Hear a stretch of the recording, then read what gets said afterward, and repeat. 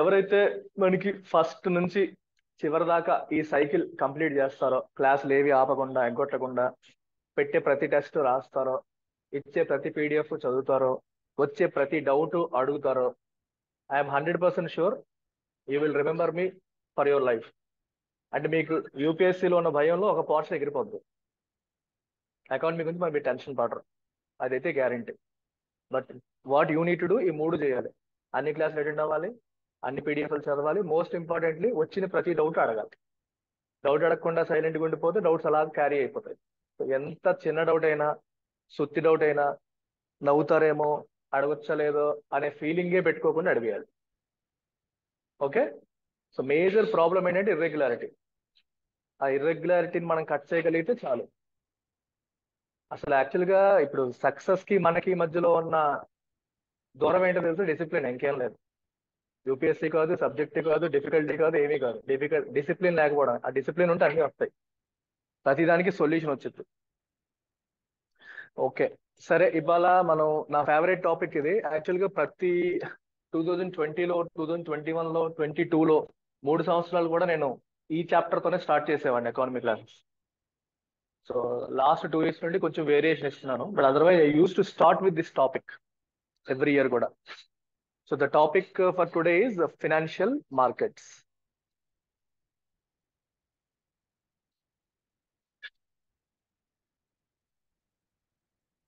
So before getting into this, inflation లో ఒక 2 concepts మీద మాట్లాడాం కదా, inflationary gap, deflationary gap.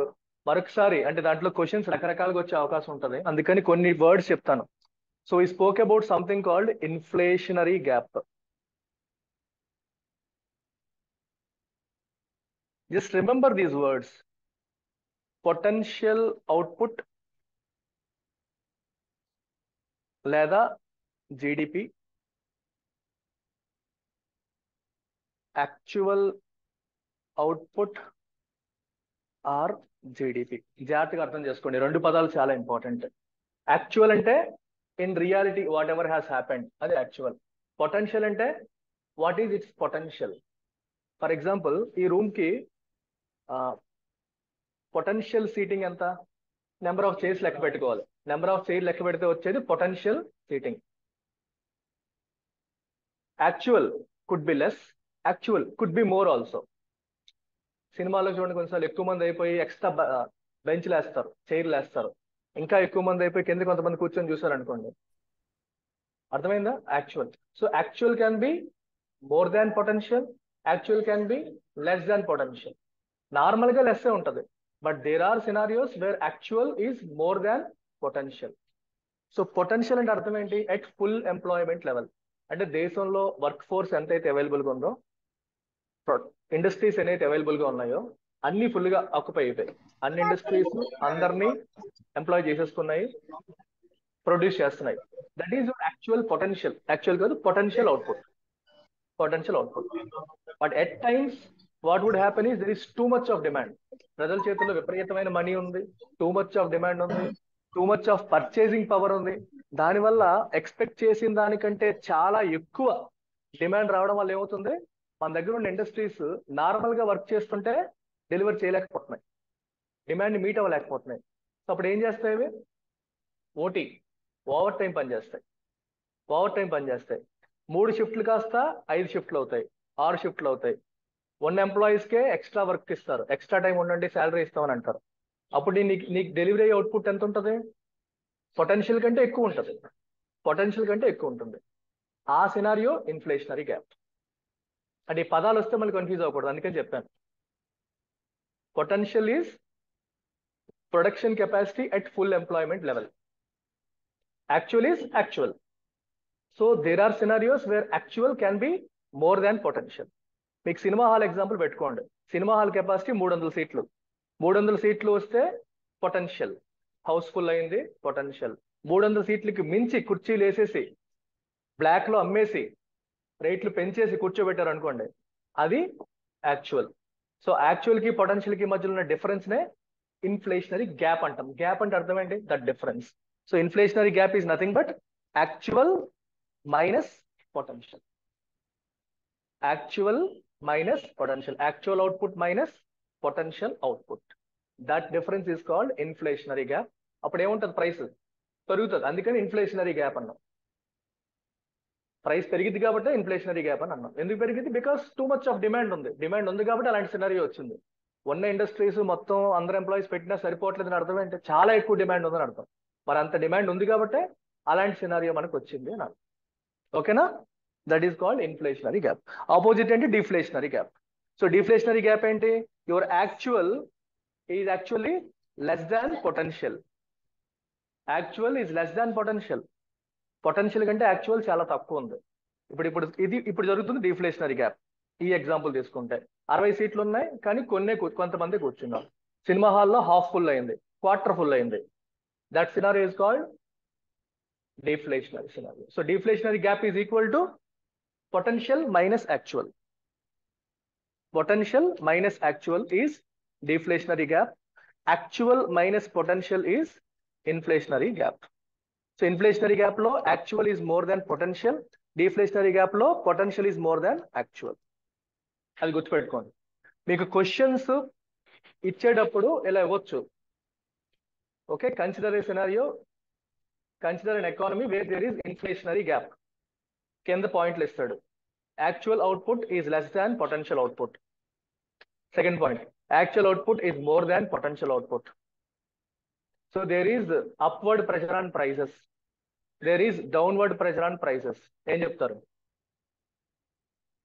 Upward pressure on prices. Next, actual is more than potential. Actual is more than potential. Cinema hall example గుర్తుపెట్టుకోండి, మీకు ఈజీగా ఉంటుంది.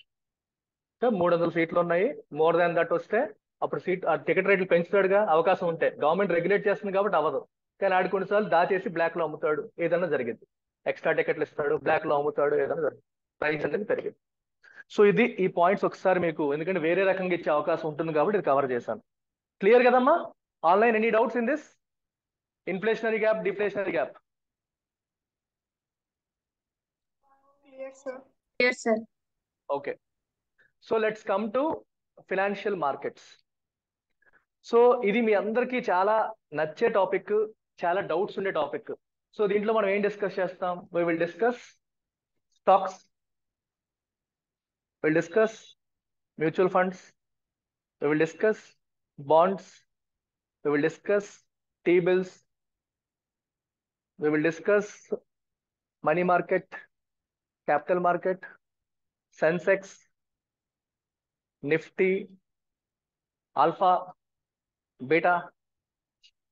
ఉన్నాయా పదాలన్నీ? Will discuss so many words.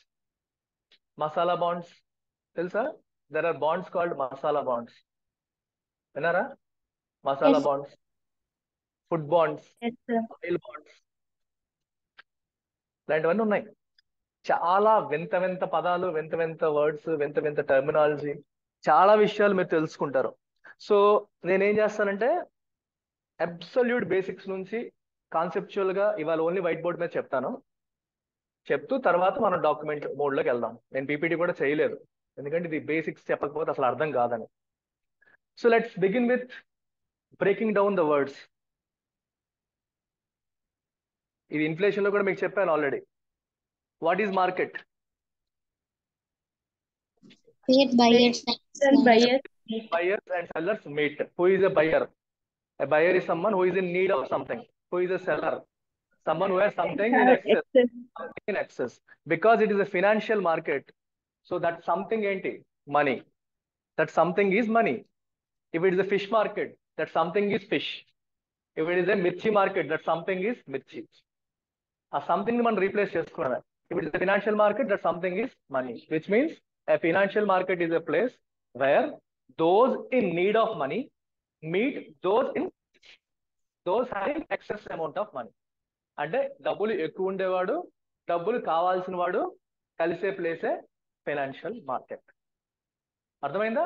డబ్బులు ఎక్కువ ఉండేవాడు, డబ్బులు కావాల్సిన వాడు కలిసే ప్లేసే మనకి ఫైనాన్షియల్ మార్కెట్. ఆ రెండింటిని కలిపితే ఈ ఫైనాన్షియల్ మార్కెట్. చాలా ఇంపార్టెంట్ ఈ డెఫినేషన్, ఈ మీనింగ్ మీకు అర్థం కావాలి. బట్టి కొట్టకపోయినా you need to understand. Understand చేస్తే మీకు బిట్ ఇచ్చినప్పుడు బ్రెయిన్ పనిచేస్తుంది. మెమరైజ్ చేసి ఇది క్లాస్లో చెప్పారు అలా కాదు, అనాలిసిస్ చేసుకోవాలి. తెలియని కూడా కొన్ని వస్తాయి. సో అందుకని అర్థమైతేనే మీరు చేయగలరు. So you understood what is a financial market కదా. ఇప్పుడు ఒక కంట్రీ తీసుకుందాం. కంట్రీలో మీ కామన్ సెన్స్ తో మీరు చెప్పండి, డబ్బులు ఎక్కువ ఉన్న వాళ్ళు ఎవరు ఓవరాల్ గా? Government, banks sir. ఎవరమ్మా డబ్బులు ఎక్కువ ఉన్న వాళ్ళు? బ్యాంక్స్. గవర్నమెంటా పీపులా? People sir. గవర్నమెంట్ ఇండస్ట్రీ దగ్గర డబ్బులు ఎక్కువ ఉన్నాయా, పీపుల్ దగ్గర ఎక్కువ ఉన్నాయా?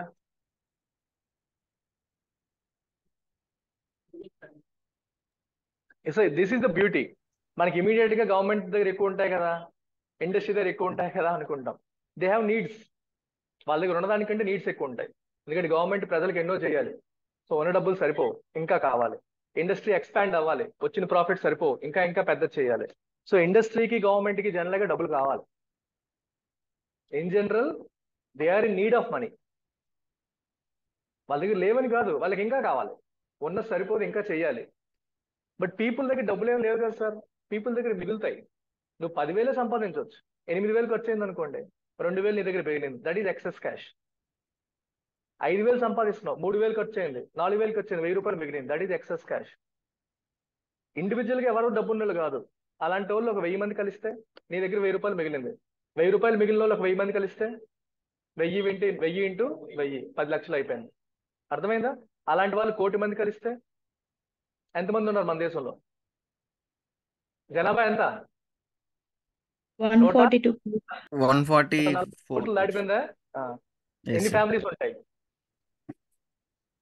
బై 4 వేద్దామా, 5 వేద్దామా? కొన్ని బై 5 వేయండి. బై 5 వేస్తే ఎన్ని ఫ్యామిలీస్ అయ్యాయి? 28 crore ఫ్యామిలీస్. 28 crore ఫ్యామిలీస్ నెలకి 1,000 రూపాయలు సేవ్ చేస్తే ఎంత అవుతుంది? 28,000 కోట్లు. 28 కోట్లు ఉన్నాయి ఫ్యామిలీస్. నెలకి 1,000 రూపాయలే సేవ్ చేస్తున్నాయి each family.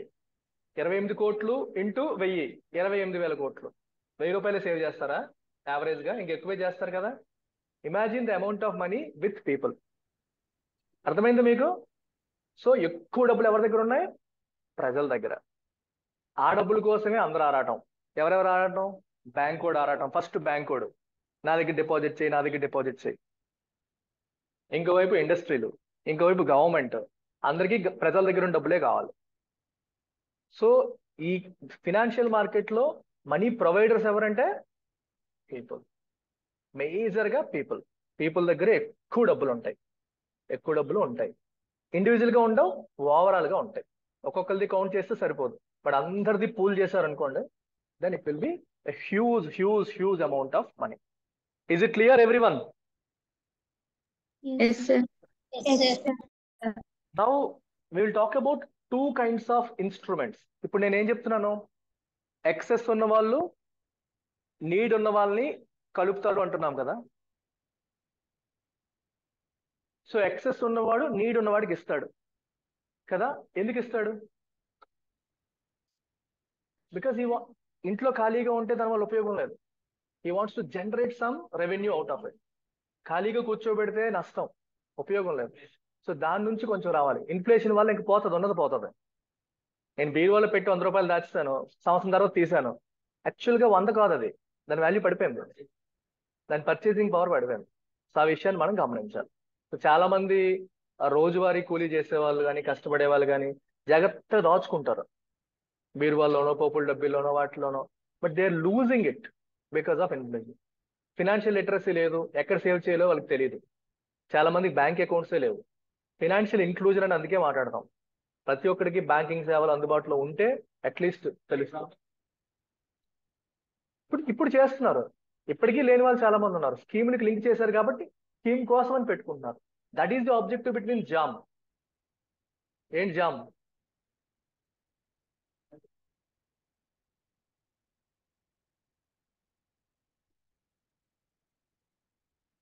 JM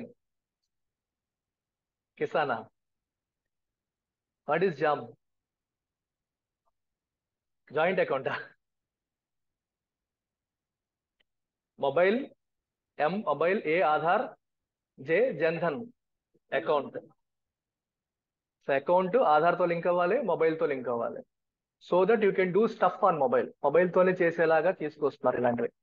financial inclusion separate chapter. మనకి ఇంక్లూజన్ అనేది చాలా ఇంపార్టెంట్ ఆస్పెక్ట్, ఇండియా లాంటి కంట్రీలో చాలా ఇంపార్టెంట్. సో దాని గురించి మనం డీటెయిల్ గా మాట్లాడదాం. సో ఎప్పుడైనా సరే డబ్బులు ఉన్నవాడు ఏం చేయాలనుకుంటాడు? ఊరికే ఇవ్వడు, దాని నుంచి ఏదో గెయిన్ చేయాలనుకుంటాడు.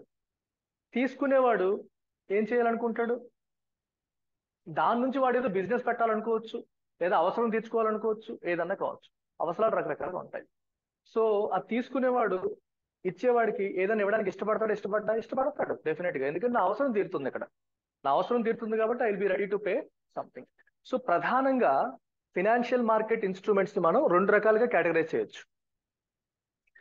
క్లాసిఫికేషన్ అనేది రకరకాలుగా ఉంటుంది, బట్ నేను కాన్సెప్చువల్ గా ఇప్పుడు చెప్తున్నాను కాబట్టి 2 కేటగిరీస్.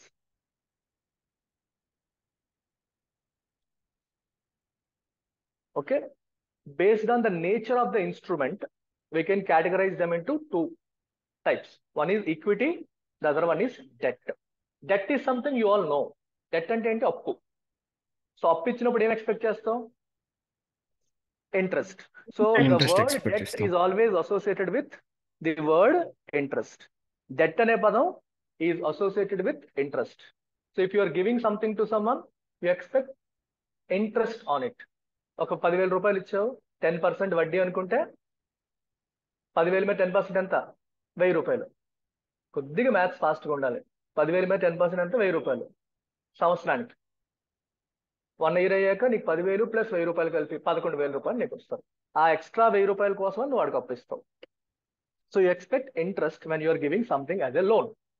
నౌ టెల్ మీ, నేను ఇప్పుడు నీకు 10,000 ఇచ్చాను, 1 ఇయర్ అయింది, నువ్వేదో బిజినెస్ లో పెట్టావు, లాస్ అయిపోయావు. అరే నేను బిజినెస్ లో పెట్టాను, లాస్ అయిపోయాను అని నువ్వు నాకు చెప్పొచ్చా? నేను ఇవ్వలేను అని అనొచ్చా? No, sir. అనొచ్చా అనకూడదా? అనకూడదు. నీకు ఏమవుతుంది అనేదంతా నాకు సంబంధం లేదు. నేను నీకు 10,000 ఇచ్చాను, నువ్వు నాకు 10,000 ప్లస్ వడ్డీ ఇవ్వాలి. సో ఆ 10,000తో నువ్వు సంపాదించావా, నష్టపోయావా? I don't know, I don't care. రెండు కూడా నాకు అవసరం లేదు, నాకు తెలియదు. ఏం చేసావో నాకు తెలియదు. ఫర్ ఎగ్జాంపుల్, ఆ 10,000తో ఆడు బిజినెస్ పెట్టి ఆ 10,000 30,000 చేశాడు. ఇప్పుడు నేను ఇచ్చిన 10,000తోనే కదా 30,000 చేసావు, మనం అనుకున్న వడ్డీ కాకుండా కొంచెం ఎక్స్ట్రా ఇవ్వరా అని నేను అడగొచ్చా? No, sir. చెప్పండి, నేను అడగొచ్చా? అడగకూడదు. ఆడేమంటాడు? నేనేం చేస్తా నీకెందుకు, నీకు కావాల్సింది 10%. సో నీ 10,000కి 1,000 రూపాయలు కల్పిస్తాను, మూసుకొని కూర్చో. So don't ask me. నేను 10,000తో నేను 1,00,000 చేసుకుంటా, అది నా టాలెంట్, నా తెలివితేటలు. నీకు ఇవ్వాల్సిన అవసరం నాకు లేదు. ఈ పాయింట్ చాలా ఇంపార్టెంట్ ఇక్కడ. అంటే నీకు వచ్చేది ఫిక్స్డ్. ఆ 10,000తో నువ్వు కోట్లు గడిస్తావా, రోడ్డు మీదకి వచ్చేస్తావా, సంబంధం లేదు. నువ్వు ఇవ్వాల్సింది ఫిక్స్డ్, నువ్వు తీసుకున్నది ఫిక్స్డ్, ఇవ్వాల్సింది కూడా ఫిక్స్డ్. ఈ పాయింట్ మీరు బాగా అర్థం చేసుకోవాలి. That is the primary difference between debt and equity. The other way is equity. Equity is like giving a share, అంటే వాటా. నీ బిజినెస్ లో వాటా ఇచ్చినట్టు. నాకు డబ్బులు కావాలి, నేను కోడిగుడ్లు బిజినెస్ రన్ చేస్తున్నాను, నాకు 1,00,000 రూపాయలు కావాలి, బట్ నాకు అప్పు తీసుకోవడం ఇష్టం లేదు.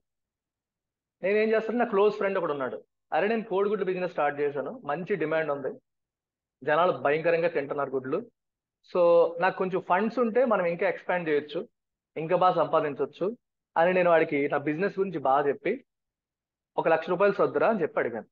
అయితే వాడు నాకేమి ఇస్తారో అని అడిగాడు. వడ్డీలు గట్ట వద్దు, మంచి బిజినెస్, ఎందుకైనా మంచిది, నేను నా బిజినెస్ లో నీకు వాటా ఇస్తాను. నా బిజినెస్ వాల్యూ ఇప్పుడు లెక్క ప్రకారం తీసుకుంటే బిజినెస్ వాల్యూ 10 లక్షలు. సో నువ్వు 1,00,000 రూపాయలు నాకు ఇచ్చావంటే నీకు 10%, నువ్వు ఇచ్చిన 1 lakh అనేది నా బిజినెస్ వాల్యూ ప్రకారం తీసుకుంటే 10%. సో 10% వాటా నీకు ఇచ్చేస్తానని చెప్పి నేను ఇచ్చాను. అర్థమైందా? నేనేమి ఇచ్చాను ఇక్కడ? వాటా ఇచ్చాను. I gave share. షేర్ అంటే అర్థం ఏంటి? మామూలుగా వాటా. సో వాటా ఇచ్చాం. మనం ఏమి ఇచ్చామో వాటా ఇచ్చాం, ఇంకేం లేదు. సో వాటా ఇచ్చేసి డబ్బులు తీసుకున్నాం. ఇప్పుడు 1 year అయింది, గుడ్లు బిజినెస్ పగిలిపోయింది, సక్సెస్ అవ్వలేదు, ఫెయిల్ అయిపోయింది. సో ఫ్రెండ్ వచ్చాడు, నేను 1,00,000 రూపాయలు, అరే నువ్వు నాకు గుడ్లు బిజినెస్ కుమ్మేస్తుంది, చిత్త కూడేస్తుంది అని చెప్పావు, నువ్వు చెప్పేవని నేను తీసుకొచ్చి 1,00,000 రూపాయలు ఇచ్చి నీకు పెట్టాను, నువ్వేమో నాకు వడ్డీ వద్దు, బిజినెస్ లోకి వస్తే నీకు లాభం ఉంటుందని చెప్పావు, నువ్వు చెప్పావని నేను వచ్చేసాను, నాకు ఇవే వద్దురా, నా 10 లక్షలు ఒక 10% వడ్డీ ఇచ్చిరా అని నేను అడగొచ్చా? No, sir. No, sir. No, sir. అడగకూడదు కదా, ఎందుకంటే Yes, వాళ్ళు sir. ఏం చెప్పారు, వాటా షేర్ తీసుకుని వచ్చాడు. సో ఇప్పుడు నాకు ఫిక్స్డ్ గా ఎంత ఇచ్చేయి, నా అసలు నాకు ఇచ్చేయి అని అడగకూడదు. Opposite side. సో ఈ గుడ్ల బిజినెస్ నిజంగానే మన మంత్రి అమర్నాథ్ గారు చెప్పినట్టు పొదిగింది, ఎదిగింది, పెద్దదయ్యింది, కోడి పెట్టయింది, పుంజయింది, ఇంకా ఎన్నో గుడ్లు పెట్టింది.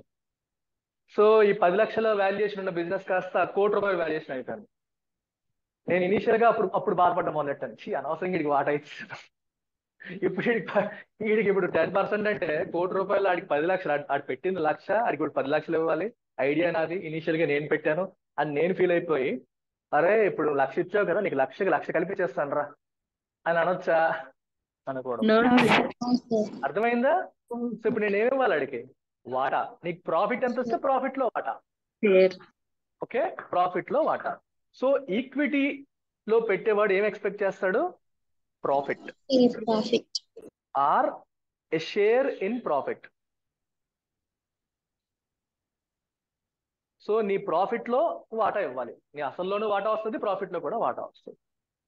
10% వాటా ఉందనుకోండి, వచ్చిన ప్రాఫిట్ 10% వాడికి ఇచ్చేయాలి. 20% వాటా అంటే వచ్చిన ప్రాఫిట్ 20% వాడికి ఇవ్వాలి. అర్థమవుతుందా? సో బేసికల్ గా ఇక్కడ ఇంకో టర్మ్ మనం వాడతాం, share in profit. We use another word called dividend.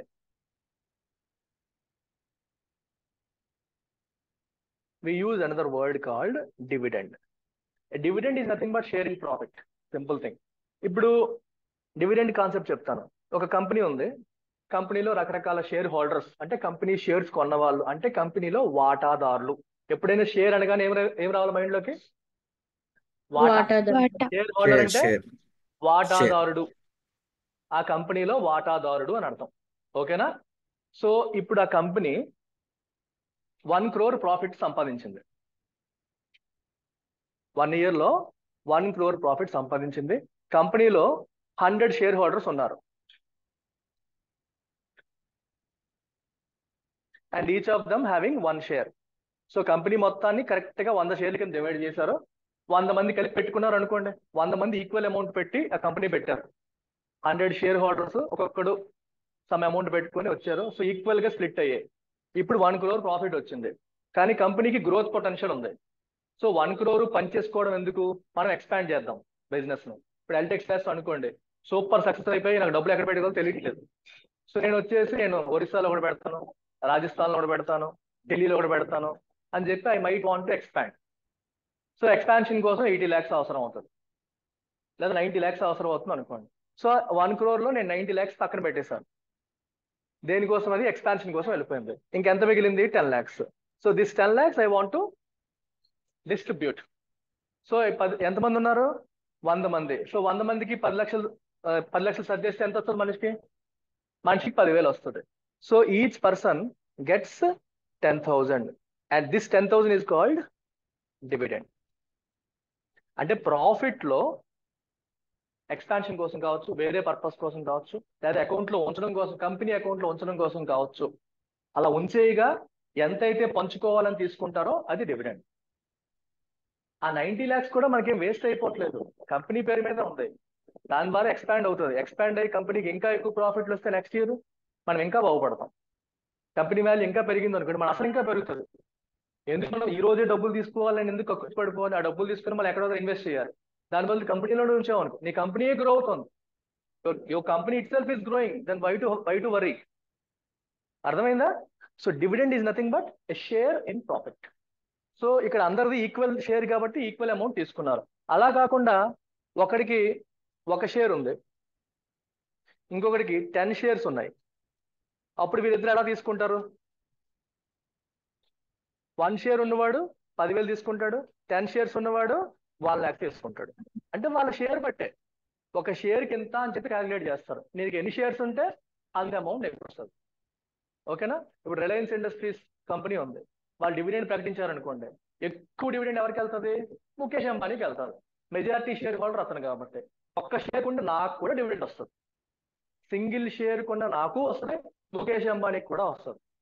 ఎవరికి ఎక్కువ వస్తుంది? అంబానీకి వస్తుంది. ఓకే, ఇప్పుడు నారాయణమూర్తి పేరేనారా?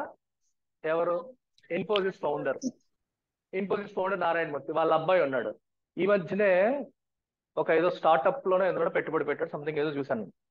అతనికి ఓన్లీ డివిడెండ్స్ రూపంలోనే సంవత్సరానికి 150 కోట్లలో వస్తుంది, డివిడెండ్స్ రూపంలో. మరి ఎందుకు తీయాలి? ఇంకా షేర్లు అమ్మాల్సిన అవసరమే లేదు, అన్ని షేర్లు ఉన్నాయి వాళ్ళకి, వాళ్ళ నాన్నే పెట్టారు, అది ఎక్కువ షేర్లు వాళ్ళకే ఉన్నాయి. ఆ షేర్లు అమ్మాల్సిన పని కూడా లేదు, ఓన్లీ డివిడెండ్స్ రూపంలోనే ఇంత వచ్చేస్తుంది. అంటే కంపెనీకి అన్ని వేల కోట్ల ప్రాఫిట్స్ వస్తాయి, ఆ ప్రాఫిట్స్ లో కొన్ని వందల కోట్లు వేల కోట్లు డివిడెండ్స్ ఇస్తూ ఉంటారు షేర్ హోల్డర్స్ కి, మిగిలింది కంపెనీ ఎక్స్పాన్షన్ వాడుకుంటూ ఉంటారు. సో ఎక్కువ షేర్లు ఉండేవాడికి వాడికి వచ్చే డివిడెండ్సే క్రోర్స్ లోకి వెళ్ళిపోతుంది, 100 కోట్లు అలాంటివి కూడా వస్తూ ఉంటాయి. సో ఎక్కువ షేర్స్ ఉంటే ఎక్కువ డివిడెండ్. అందుకని ఈ యొక్క కంపెనీ ఓనర్ కంపెనీ యొక్క ప్రాఫిట్స్ ఎంజాయ్ చేయాలంటే అతనికి ఉన్న మార్గం ఏంటి? డివిడెండ్. డివిడెండ్ మొత్తం వచ్చిన ప్రాఫిట్ అంతా కూడా డిక్లేర్ చేసేది, వాళ్ళ ఇష్టం. ఎంటైర్ ప్రాఫిట్ అంతా కూడా డివిడెండ్స్ రూపంలో పనిచేయచ్చు, లేదా ప్రాఫిట్ లో కొంత పర్సెంట్ పంచి ఎక్స్పాన్షన్ ఉపయోగించవచ్చు, లేదా ఎక్స్పాన్షన్ చేయడానికి కూడా లేదనుకోండి కంపెనీ పేరు మీద ఇన్వెస్ట్ చేయొచ్చు. I'm a company, I got so much profit, I will invest it in another company, వేరే కంపెనీలో నేను ఇన్వెస్ట్ చేసుకోవచ్చు, తప్పేమీ లేదు. సో దాని మీద ప్రాఫిట్ ఆ ప్రాఫిట్ కూడా వీళ్ళందరికీ ప్లస్ అవుతుంది. సో ఇది basic difference between equity and debt. So financial market అనగానే మనకు గుర్తు రావాల్సినవి 2 instruments, in 2 ways the markets operate. అంటే ఏంటి? నీడ్ ఉన్నవాడు, డబ్బులు ఉన్నవాడు ఇంటరాక్ట్ అవడానికి 2 మార్గాలు. ఒక మార్గం అప్పు, రెండో మార్గం ఈక్విటీ. డెట్ ఒకటి, ఈక్విటీ ఒకటి. డెట్ మీద ఏమొస్తుంది? ఇంట్రెస్ట్. ఈక్విటీ పైన ఏమొస్తుంది? Dividend. Dividend is nothing but a share in profit. Profit లో కొంత భాగం, ఏ పోర్షన్ ఆఫ్ ప్రాఫిట్. ఓకే, నీ షేర్స్, నెంబర్ ఆఫ్ షేర్స్ బట్టి నీకు వస్తూ ఉంటుంది. సో మీకు ఎగ్జామ్ లో ఇలా అడుగుతారు, ఈక్విటీ ఈజ్ అసోసియేటెడ్ విత్ అంటే dividend, debt is associated with అంటే interest. Interest. Okay, and debt పైన వచ్చేది ఫిక్స్డ్, ఈక్విటీ పైన వచ్చేది we don't know, it is variable, ఎక్కువ రావచ్చు తక్కువ రావచ్చు. డెట్ లో నష్టం ఉండదు, ఈక్విటీలో నష్టం కూడా వచ్చే అవకాశం ఉంది. డెట్ లో అబ్నార్మల్ ప్రాఫిట్స్ ఉండవు, ఫిక్స్డ్ నోన్ ప్రాఫిట్స్ ఉంటాయి.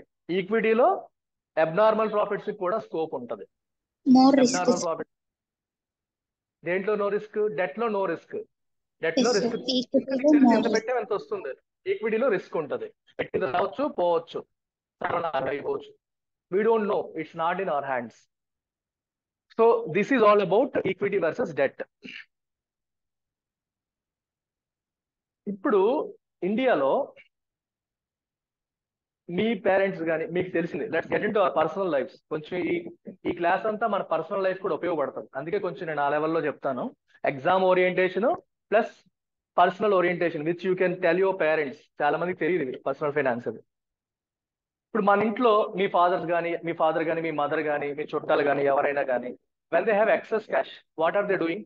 చెప్పండి. కొంతమంది వడ్డీకి ఇస్తారు. ఏమేం చేస్తున్నారు? ఓకే, అమ్మాయి ఇంట్రెస్ట్ కి ఇస్తారని చెప్తుంది ఒకటి, ఇంకా ఎఫ్డి చేయడం ఒకటి, ఫిక్స్డ్ డిపాజిట్, ల్యాండ్ కొనడం ఒకటి, ఇంకా గోల్డ్. ఏం చేస్తున్నారో చెప్పండి. రియాలిటీలో గోల్డ్ చేస్తున్నారు. Gold investation, gold investation. Okay, మీరు జరిగేవి చెప్పండి, మీ ఇళ్లలో జరిగేవి మాత్రమే చెప్పండి. గోల్డ్ చిట్ ఫండ్స్ ఒకటి, గోల్డ్, నెక్స్ట్ ఇంకా ఇది sir LIC policies, flat, land, flat, real estate policies sir. Insurance ఏజెంట్లు వచ్చేసి ఇన్సూరెన్స్ కొనిపిస్తారు, ఎంత వస్తుంది అంత వస్తుందని చెప్తారు, వాళ్ళు పట్టుకుని తన్నాలి. నెక్స్ట్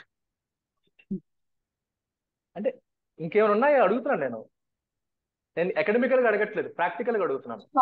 మీ లైఫ్ లో మీరు చూసినవి, మీ పేరెంట్స్ చేసేవి చెప్పండి. Vehicle is not an investment, vehicle is తగలెట్టుకోవడం. వాల్యూ పెరిగితే అది ఇన్వెస్ట్మెంట్, తగలెట్టుకుంటే అది ఇన్వెస్ట్మెంట్ కాదు. కారు కొన్నావు, car value every year depreciate అవుతుంది, పెరగదు.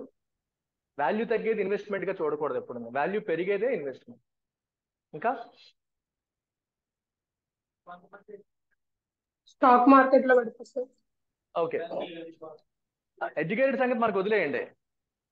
అదేదో సినిమాలో మన గుర్తు రావట్లేదబ్బా. భలే భలే మగాడి పోయి సినిమా ఉంటది, గుర్తుందా?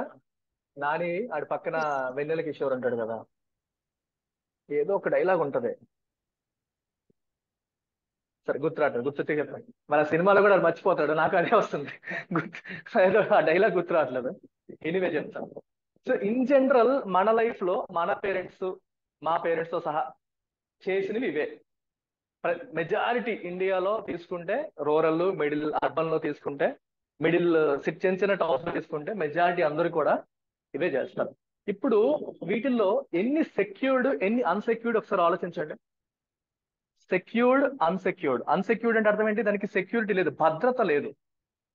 సెక్యూరిటీ ఉన్నవన్నీ, సెక్యూరిటీ లేనివన్నీ. ఇప్పుడు ఫర్ ఎగ్జాంపుల్ చిట్ ఫండ్ లో కడతారు. అది ఎటువంటి చిట్ ఫండ్స్ లో కడతారు? ఎలాంటి చిట్ ఫండ్స్ లో కడతారు? తెలిసినోడు, పక్కనోడు ఆడి టోపీ పెట్టి వెళ్ళిపోతాడు.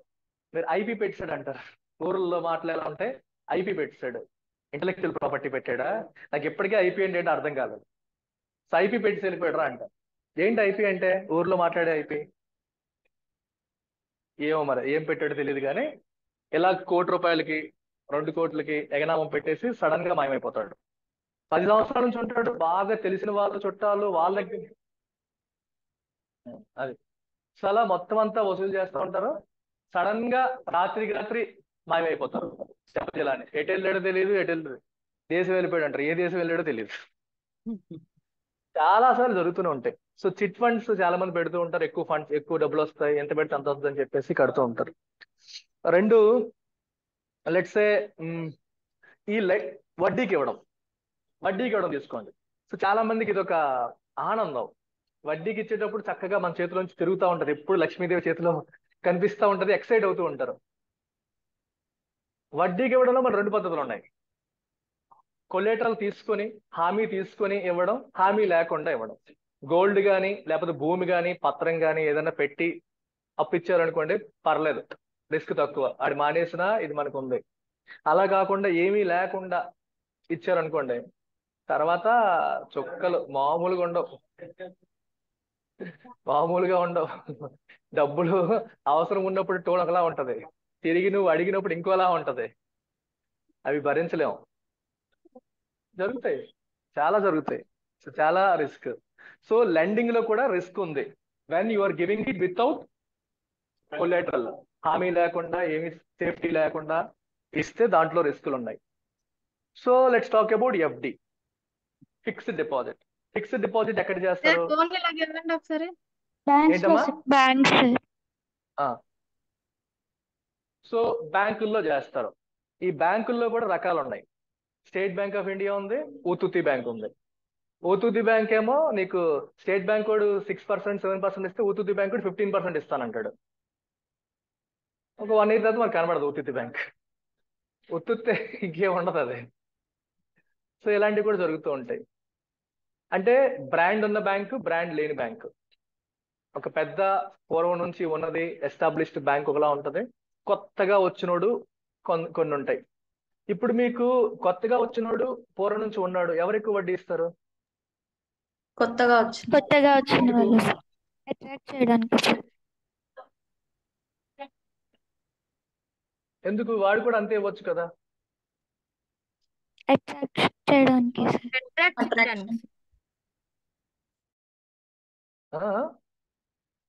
Deposits okay. అట్రాక్షన్. ఇప్పుడు ఇద్దరు ఒకే ఇంట్రెస్ట్ ఇస్తే ఎటువైపు వెళ్తావు నువ్వు? పాతవాడి వైపు వెళ్తారు. ఎందుకు? సెక్యూర్డ్ కదా. ఆల్రెడీ కడుతున్నారు కాబట్టి సెన్స్ ఆఫ్ సెక్యూరిటీ, రిస్క్ తక్కువ అన్న ఫీలింగ్ నీకు ఉంటది కాబట్టి. ఓకేనా? The keyword here is risk, లేదా పర్సీవ్డ్ రిస్క్. అంటే ఎంత రిస్క్ ఉందని నువ్వు అనుకుంటున్నావు. పర్సీవ్డ్ అంటే నువ్వు అనుకుంటున్నది, భావిస్తున్నా అని అర్థం. సో ఎస్బీఐ దగ్గరే ఎఫ్డి పెట్టొచ్చు, కొత్తగా వచ్చిన ఒక బ్యాంక్ దగ్గర కూడా ఎఫ్డి పెట్టొచ్చు. కానీ రెండిట్లో ఒకళ్ళ దగ్గర వడ్డీ తక్కువ ఉంటుంది, ఒకళ్ళ దగ్గర వడ్డీ ఎక్కువ ఉంటుంది. పోనీ ఈ ఉతుతి బ్యాంక్ ఎందుకు వదిలేయండి? ఊర్లో గ్రామీణ బ్యాంకులు ఉంటాయి. గ్రామీణ బ్యాంకులు మీరు అబ్జర్వ్ చేస్తే ఎస్బీఐ కంటే ఎక్కువ వడ్డీ ఇస్తాయి. వడ్డీ ఎక్కువ ఇస్తాయి. ఎందుకు? ఎస్బీఐ కొన్న బ్రాండ్ వాల్యూ వాటికి లేదు. సెక్యూరిటీ ఉంది అక్కడ కూడా, రిస్క్ తక్కువే, కానీ ఎస్బీఐలో ఇంకా తక్కువ. Because it is the most trusted bank in India. And SBI you compare it with ICICI slightly more ఉంటుంది. ఇప్పుడు మోర్ ఆర్ లెస్ సేమ్ అయిపోతున్నాయి, ఎందుకంటే వాటిని కూడా జనాలు ఈక్వల్ గా నమ్ముతున్నారు కాబట్టి. So the keyword here is risk. When ever the risk is more, expected return is more. When ever risk is more, expected return అంటే అర్థం ఏంటి? ఇప్పుడు నువ్వు ఉన్నావు, యూ హ్యావ్ క్యాష్, నువ్వు ఎక్కడ పెట్టాలో నీకు తెలియదు. ఎస్బీఐ వాడు నీ దగ్గరికి వచ్చాడు, నీకు లాటరీ పేలింది, 10 కోట్లు వచ్చింది. ఆ విషయం ఊర్లో ఉన్న బ్యాంకర్స్ అందరూ తెలుసుకున్నారు. సో ఎస్బీఐ వాడు వచ్చాడు, హెచ్డిఎఫ్సి వాడు వచ్చాడు, కోటక్ మహీంద్రా వాడు వచ్చాడు, కొత్తగా పెట్టిన ఇంకో బ్యాంక్ వాడు వచ్చాడు. వీడు 6.5 అన్నాడు, వాడు 7.5 అన్నాడు, ఒక 8.5, ఒకటి 10.5 అన్నాడు. ఎందుకు మారుతున్నాయి? Because of risk perception. నీకు ఈక్వల్ ఆపర్చునిటీ ఇస్తే నువ్వు అందరూ ఒకేలా ఇస్తే నువ్వు ఎస్బీఐలో పెడతావు. సో వాడిని ఎస్బీఐలో పెట్టనీయకుండా నీ వరకు రప్పించుకోవాలంటే you have to give something more than what SBI is giving. అప్పుడు నువ్వు థింక్ చేస్తావు, నాకు వీడి దగ్గర పెట్టడంలో రిస్క్ ఎక్కువ, కానీ వీడు ఎక్కువ ఇస్తున్నాడు కదా అని కొంచెం ఆలోచిస్తావు. ఆ నెక్స్ట్ ఇంకోటి ఉంటాడు, వీడి దగ్గర పెట్టడంలో రిస్క్ ఇంకా ఎక్కువ, కానీ వీడు ఇంకా ఎక్కువ ఇస్తున్నాడు కదా. So your mind will keep thinking. It is called risk versus return trade of. Risk ఎక్కువ ఉంటే రిటర్న్ ఎక్కువ ఉంటుంది, ఎక్కువ ఉండాలని మనం ఎక్స్పెక్ట్ చేస్తాం. రిస్క్ లోనే లాస్ కి కూడా ఛాన్స్ ఎక్కువ ఉంటుంది. రిస్క్ ఎక్కువ ఉందంటే డబ్బులు పూర్తిగా హోనం అయిపోయే అవకాశం కూడా ఉంటుంది. ఆ బ్రాండ్ ఎత్తేసే సిచ్యువేషన్స్ కూడా మనకి రావచ్చు. ఇది ఎందుకు చెప్తున్నానంటే, whenever you're putting your money into something, always think in terms of risk. ఇది ఎగ్జామ్ పాయింట్ ఆఫ్ వ్యూలోనే హెల్ప్ అవుతుంది, పర్సనల్ లెవెల్లో కూడా హెల్ప్ అవుతుంది. We always think only in terms of return. ఎంత వస్తుందని చూస్తాం. బ్యాంకులో ఇస్తే 6%, అంటే మావాడు చీటీ మీద 24% ఇస్తున్నాడు అని. రిస్క్, బ్యాంక్ పక్కా నీ డబ్బులు వస్తాయి వెనక్కి. ఆ చీటీలో పెట్టేది రావచ్చు, రాకపోవచ్చు. You should always think, what if he can't repay, can I afford it, నేను దాన్ని ఎఫర్ట్ చేయగలనా అని ఎవ్వరు ఆలోచించట్లేదు. అగ్రిగోల్డ్ స్కీమ్, అగ్రిగోల్డ్ విన్నారా? ఎంత మంది దాంట్లో డబ్బులు తగలెట్టుకున్నారు. 2 రూపాయలు వడ్డీ వస్తుంది, 2 రూపాయలు వడ్డీ వస్తుందని అత్యాశకు పోయారు. ఆ ఏజెంట్లు పట్టుకుని ఊర్లు తిరిగేశారు, డబ్బులు వసూలు చేస్తారు. మీకు ఎంత వస్తుందని ప్రతి వాడు టెంప్ట్ అయిపోయాడు. ఇంక వీళ్ళ కమిషన్ ఇస్తారు ఏజెంట్లకి, డప్పించని. ఎంతమంది దెబ్బ అయ్యారు, అసలు కోసం ఎంత కష్టాలు పడుతున్నారు ఇప్పుడు. అసలే వడ్డీ వదిలే పక్కకి సహారాలో పెట్టి కూడా దెబ్బలు తిన్నారు. సహారా ఒకప్పుడు ఎంతో పెద్ద సంస్థ, అది కూడా దెబ్బలు పడ్డాయి. సో ఇవన్నీ ఏంటంటే మనకి చూస్తూనే ఉన్నాం కళ్ళెదురుగా. As recently as 2-3 years back Yes Bank is a bank. SBI కొనేసింది, దాని తర్వాత నడపలేని సిచ్యువేషన్కి వచ్చేసింది ఎస్బీఐ దాన్ని కొనిన తర్వాత. So always you should look at risk ఎంత అనేది చూసుకోకుండా డబ్బులు పెట్టకూడదు. రిటర్న్ మాత్రమే చూడడం తప్పు.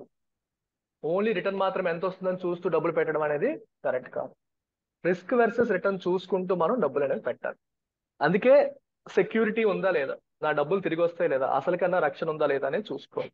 అలాగని రిటర్న్ గురించి పట్టించుకోకుండా సేఫ్టీయే ముఖ్యం అనుకుని కూర్చున్నారు అనుకో, ఇన్ఫ్లేషన్ విల్ బీట్ యూ. నువ్వు ఎఫ్డీలో పెడతావు 6%, ఇన్ఫ్లేషన్ 7% ఉంటుంది.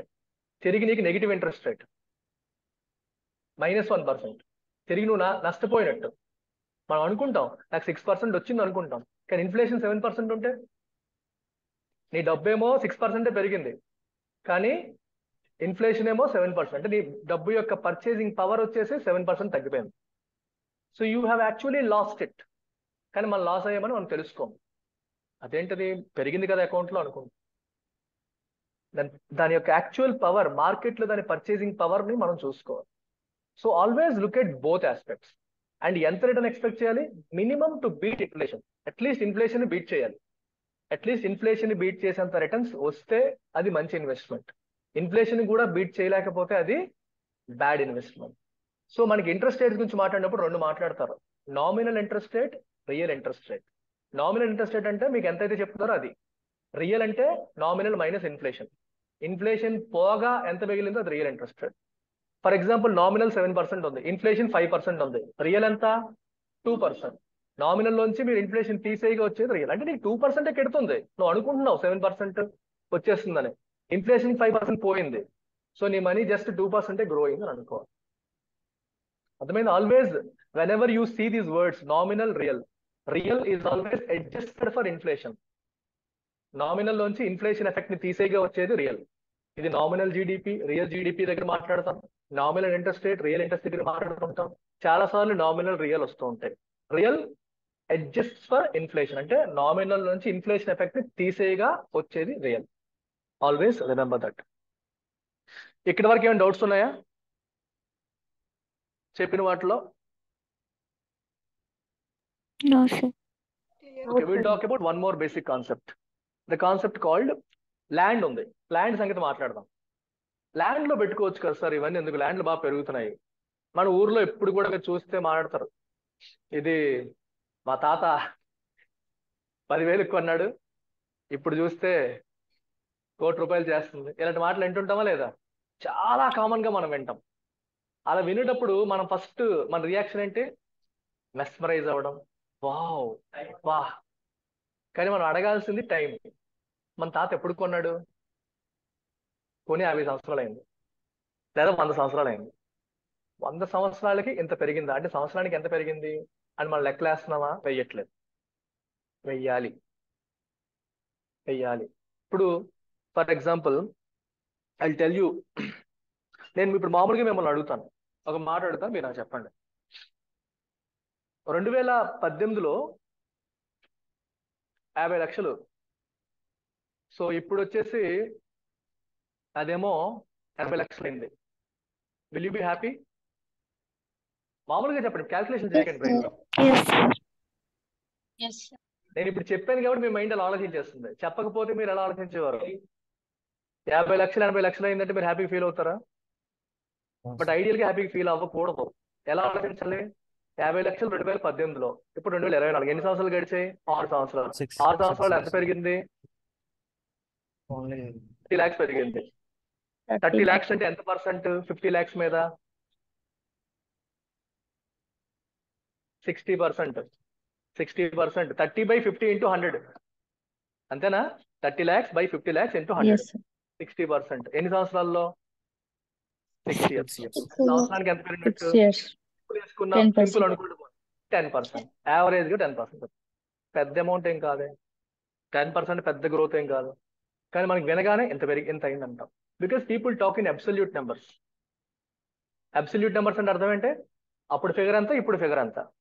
పర్సంటేజ్ టర్మ్స్ లో మాట్లాడరు, అబ్సల్యూట్ నెంబర్స్ లో మాట్లాడతాం.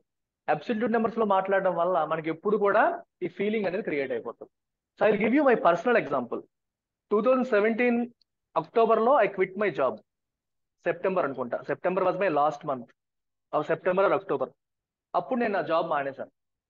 సో జాబ్ మానేసి నేను I wanted to do something on my own. So ఆ టైంలో అప్పటికి నాకు హైదరాబాద్లో ఒక ఫ్లాట్ ఉండేది, 3 bedroom flat. Of course loan తీసుకునే కొనుక్కున్నాను అది. ఆ ఫ్లాట్ ఇంకా కన్స్ట్రక్షన్ చివరి స్టేజ్కి వచ్చింది, ఇంకా నా చేతికి రాలేదు. మరి ఆ ఫ్లాట్ కి అప్పటికి నాకు 45,000 ఎంత ఈఎంఐ పడేది ప్రతి నెల, రఫ్లీ 45,000. నేనేమో జాబ్ మానేస్తున్నాను, మరి జాబ్ మానేసాక ఈఎంఐ ఎలా కడతాను? ఇబ్బంది అవుతుంది. ఇంకా మా మిస్సెస్కి అప్పటికి ఇంకా చదువు కంప్లీట్ అవ్వలేదు, ఇంకా తను డిఎం థర్డ్ ఇయర్ అవుతుంది. సో ఈఎంఐ భారం ఉంటే మనం ప్రశాంతంగా ఆలోచించలేము. నెల అయ్యేసరికి ఈఎంఐ ఎలా కట్టాలి అనే ఆలోచనలు మనల్ని తినేస్తూ ఉంటాయి. So it is better I cell my flat అని చెప్పి నేను డిసైడ్ అయ్యి ఐ సోల్డ్ మై ఫ్లాట్. ఈ ఫ్లాట్ నేను అమ్మేస్తాను. సో ఫ్లాట్ వాల్యూ అప్పటి రేట్ల ప్రకారం 80 lakhs దగ్గర ఉంటుంది. అందులో లోన్ మీద ఉంది కాబట్టి బ్యాంక్ వాడికి లోన్ అవుట్ స్టాండింగ్, ఫ్లాట్ అమ్మి వచ్చిన డబ్బుల్లో లోన్ అవుట్ స్టాండింగ్ కట్టేస్తే నాకు రఫ్లీ 45 lakhs వచ్చింది 2017 అక్టోబర్. ఆ టైంలో అదే అమ్మాలని డిసైడ్ అయిన తర్వాత 3 నెలలు పట్టింది అమ్మడానికి. సో 2018 జనవరి టైంకి రఫ్లీ ఐ గాట్ అరౌండ్ 45 lakhs వచ్చింది.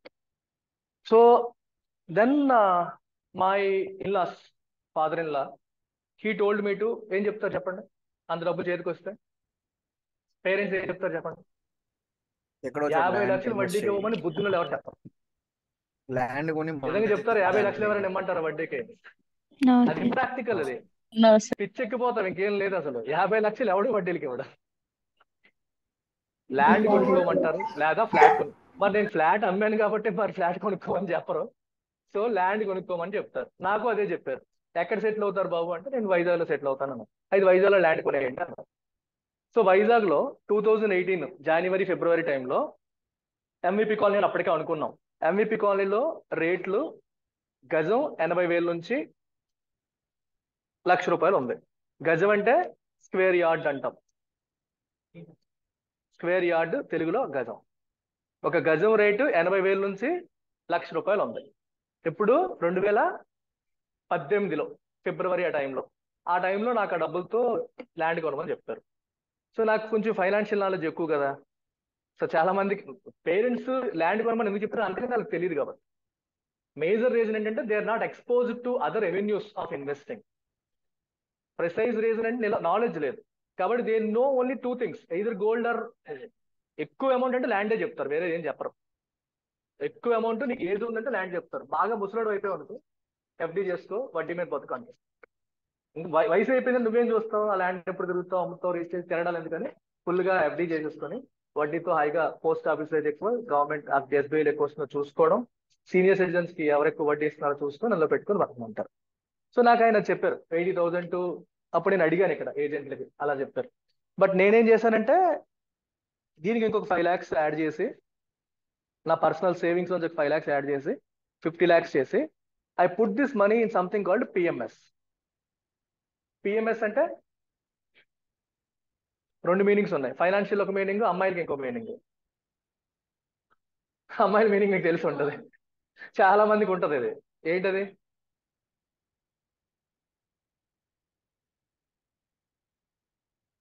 తెలీదా? గర్ల్స్ కి తెలియాలే. ప్రీ మెన్స్ట్రువల్ సిండ్రోమ్, చాలా కోపాలు వచ్చేస్తుంటాయి ఆ టైంలో, మూడ్ స్వింగ్స్ ఎక్కువ ఉంటాయి, దాన్ని పిఎంఎస్ అంటాం. ఇక్కడ portfolio management service. Portfolio management service. So ఇది మనం మాట్లాడదాం తర్వాత. బట్ పోర్ట్ఫోలియో మేనేజ్మెంట్ సర్వీస్ అంటే ఏంటంటే ఒక ప్రొఫెషనల్ ఇన్వెస్టర్, ఒక బాగా పేరున్న professional investor who is registered with SEBI. SEBI అంటే securities and exchange board of India. వాళ్ళ దగ్గర రిజిస్టర్ అయిన ఒక ప్రొఫెషనల్ ఇన్వెస్టర్ తను ఏం చేస్తాడంటే మీ డబ్బులు నేను మేనేజ్ చేస్తాను అంటాడు. మీ డబ్బులు నాకు ఇవ్వండి, I will manage it for you. అంటే మీ డబ్బులు నేను స్టాక్స్ లో ఇన్వెస్ట్ చేస్తాను, ఎంత వచ్చినా మీకే, ఆ ప్రాఫిట్స్ అన్ని మీకే ఉంటాయి.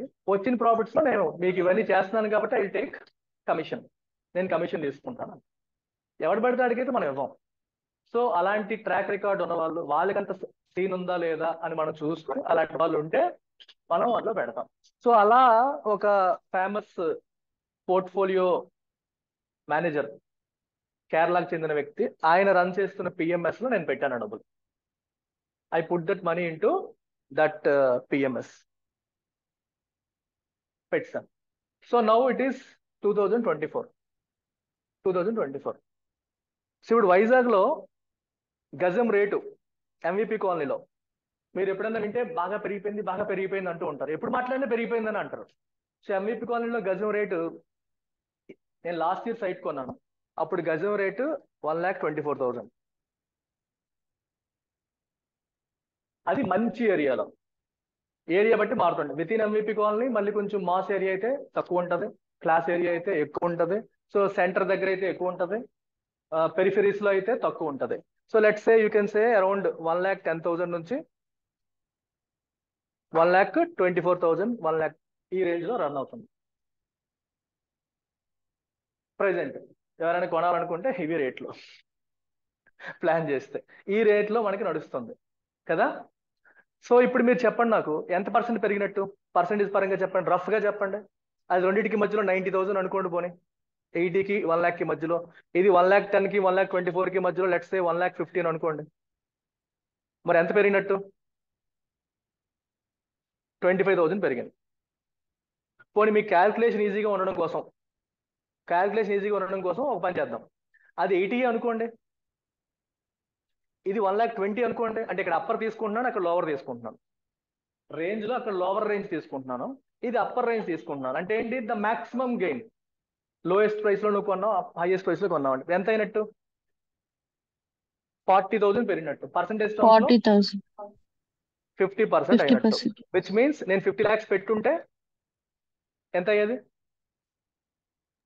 25 lakhs వచ్చేది. 75 lakhs. 50% యాడ్ చేయండి. 50 lakhs 50% అంటే 25 lakhs. అంటే నేను 50 లక్షలు పెట్టుంటే అది 75 lakhs అయ్యేది. ఓకేనా? నేను ఎందులో పెట్టాను? PMS లో పెట్టాను. It has become 1 crore. It has become 1 crore. So overall percentage తీసుకుంటే ఎంత? 100%. 100% గ్రో అయ్యింది. But still that is not more. 6 years పట్టింది 100% గ్రో అవడానికి. నువ్వు రఫ్ గా తీసుకుంటే అరౌండ్ 11 to 12% గ్రో అయింది ఇక్కడ. మీకు 1 crore ఇంటి ఎక్కువ అనిపిస్తుంది. 50 లక్షలు 1 కోటి రూపాయలు అయిపోయింది అనిపిస్తుంది. కానీ 6 సంవత్సరాలు గడిచిపోయి మీరు లెక్కేస్తే పర్సంటేజ్ చేసుకుంటే 11.18% అంతే పెరిగింది సంవత్సరానికి. అంటే రూపాయి వడ్డీ కూడా రాలేదు. ఇఫ్ యు డిగ్ డీపర్ నీకు రూపాయి వడ్డీ కూడా రాలేదు. దీంట్లోనే రూపాయి వడ్డీ రాలేదు, మరి దీని పరిస్థితి ఏంటి? అర్థం చేసుకోండి మీరు. దాంట్లోనే రూపాయి వడ్డీ కూడా రాలేదు, మరి దీని పరిస్థితి ఏంటి? ఇంకా దాంట్లో సగం ఇది. అంటే నీకు ₹1 వడ్డీ, రఫ్లీ అరౌండ్ 6%, 7%, అంతకు మించి రాలేదు. ఇప్పుడు ఎవడన్నా సరే వైజాగ్లో రియల్ ఎస్టేట్ పెరిగిందంటే అంటానండి first. Seriously, nobody does this math. ఇది రియాలిటీ. ఏ బ్రోకర్ అన్నా పట్టుకోండి, కావాలంటే అడగండి 2018లో ఎంత ఉండేది, ఇప్పుడు ఎంత ఉంది, ఎంత పెరిగింది. అబ్సల్యూట్ నంబర్స్ లో చూసినంత వరకు మనకి పెరిగిందని అనిపిస్తుంది. You have to look at annualised returns. Annualised మనం చూస్తేనే ఎంత పెరిగిందో తెలుస్తుంది. 80,000 ఉండేది 1,60,000 అయిపోయిందిరా అంటే అంత అయిపోయిందా అంటాం. ఎన్ని సంవత్సరాలు అయింది? 6 సంవత్సరాల్లో. 6 సంవత్సరాలు అయిందన్న విషయం మనం మర్చిపోతున్నాం. పెరగడం నార్మల్, పెరిగిద్ది, ప్రతిదీ పెరిగిద్ది. పెరగాలి, పెరగకపోతే తేడా. ప్రతిదీ పెరిగిద్ది, ప్రతిదీ పెరిగిద్ది. మీకు అర్థమైందమ్మా? ఇదంతా ఎందుకు చెప్పానంటే, whenever you put your money into something, you should always think in terms of annual return. అంటే నాకు సంవత్సరానికి ఎంత % వర్కౌట్ అవుతుంది. మీకు మీ దగ్గర ఇన్సూరెన్స్ ఏజెంట్లు వస్తారు. ఇన్సూరెన్స్ ఏజెంట్ అనగానే పట్టుకుంటాను అన్నాను. రీజన్ ఏంటంటే, ఇన్సూరెన్స్ పరమార్థం ఏంటి చెప్పండి? What is the meaning of insurance? Insurance తీసుకునేవాడు బతుకున్నప్పుడు కంటే చచ్చాక బెనిఫిట్స్ ఎక్కువ. So better die to get the benefits of insurance. అంతే కదా, రియాలిటీ అదే కదమ్మా. సో ఇన్సూరెన్స్ యొక్క పరమార్థం ఏంటి? చనిపోయిన తర్వాత వాడి ద్వారా వచ్చే to protect you from unexpected circumstances. అంటే మనం అనుకోని పరిస్థితుల నుంచి మనల్ని కాపాడడం అనేది ఇన్సూరెన్స్ యొక్క పర్పస్.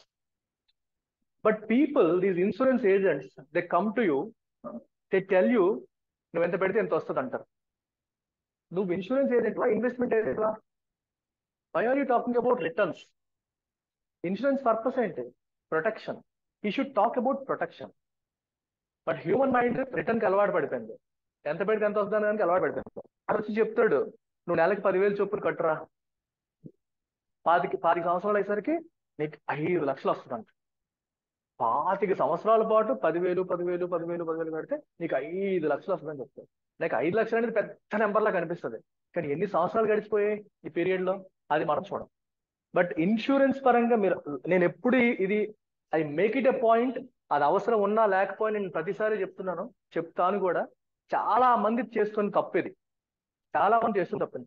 టేక్ ఇప్పుడు LIC తీసుకుందాం ఎగ్జాంపుల్. ఒక LIC ఏజెంట్ మీ దగ్గరికి వచ్చేసి మీకు లైఫ్ ఇన్సూరెన్స్ అమ్మడానికి ప్రయత్నం చేస్తున్నాడు. నేను కొనొద్దు అని చెప్పట్లేదు, కొనండి, కానీ ఎలాంటిది కొనాలో చెప్తాను. He is coming to you and trying to sell you life insurance. Life insurance అర్థం ఏంటి? It insures you against loss of life. ఎవరు ఇన్సూర్ చేస్తుంది? నీ ఫ్యామిలీని. నువ్వు పోతే నీ కుటుంబం రోడ్డు మీదకి రాకుండా ఉండడం దాని ప్రధానమైన పర్పస్. అది మైండ్ లో పెట్టుకోండి ఫస్ట్. లైఫ్ ఇన్సూరెన్స్ యొక్క పర్పస్ ఏంటి?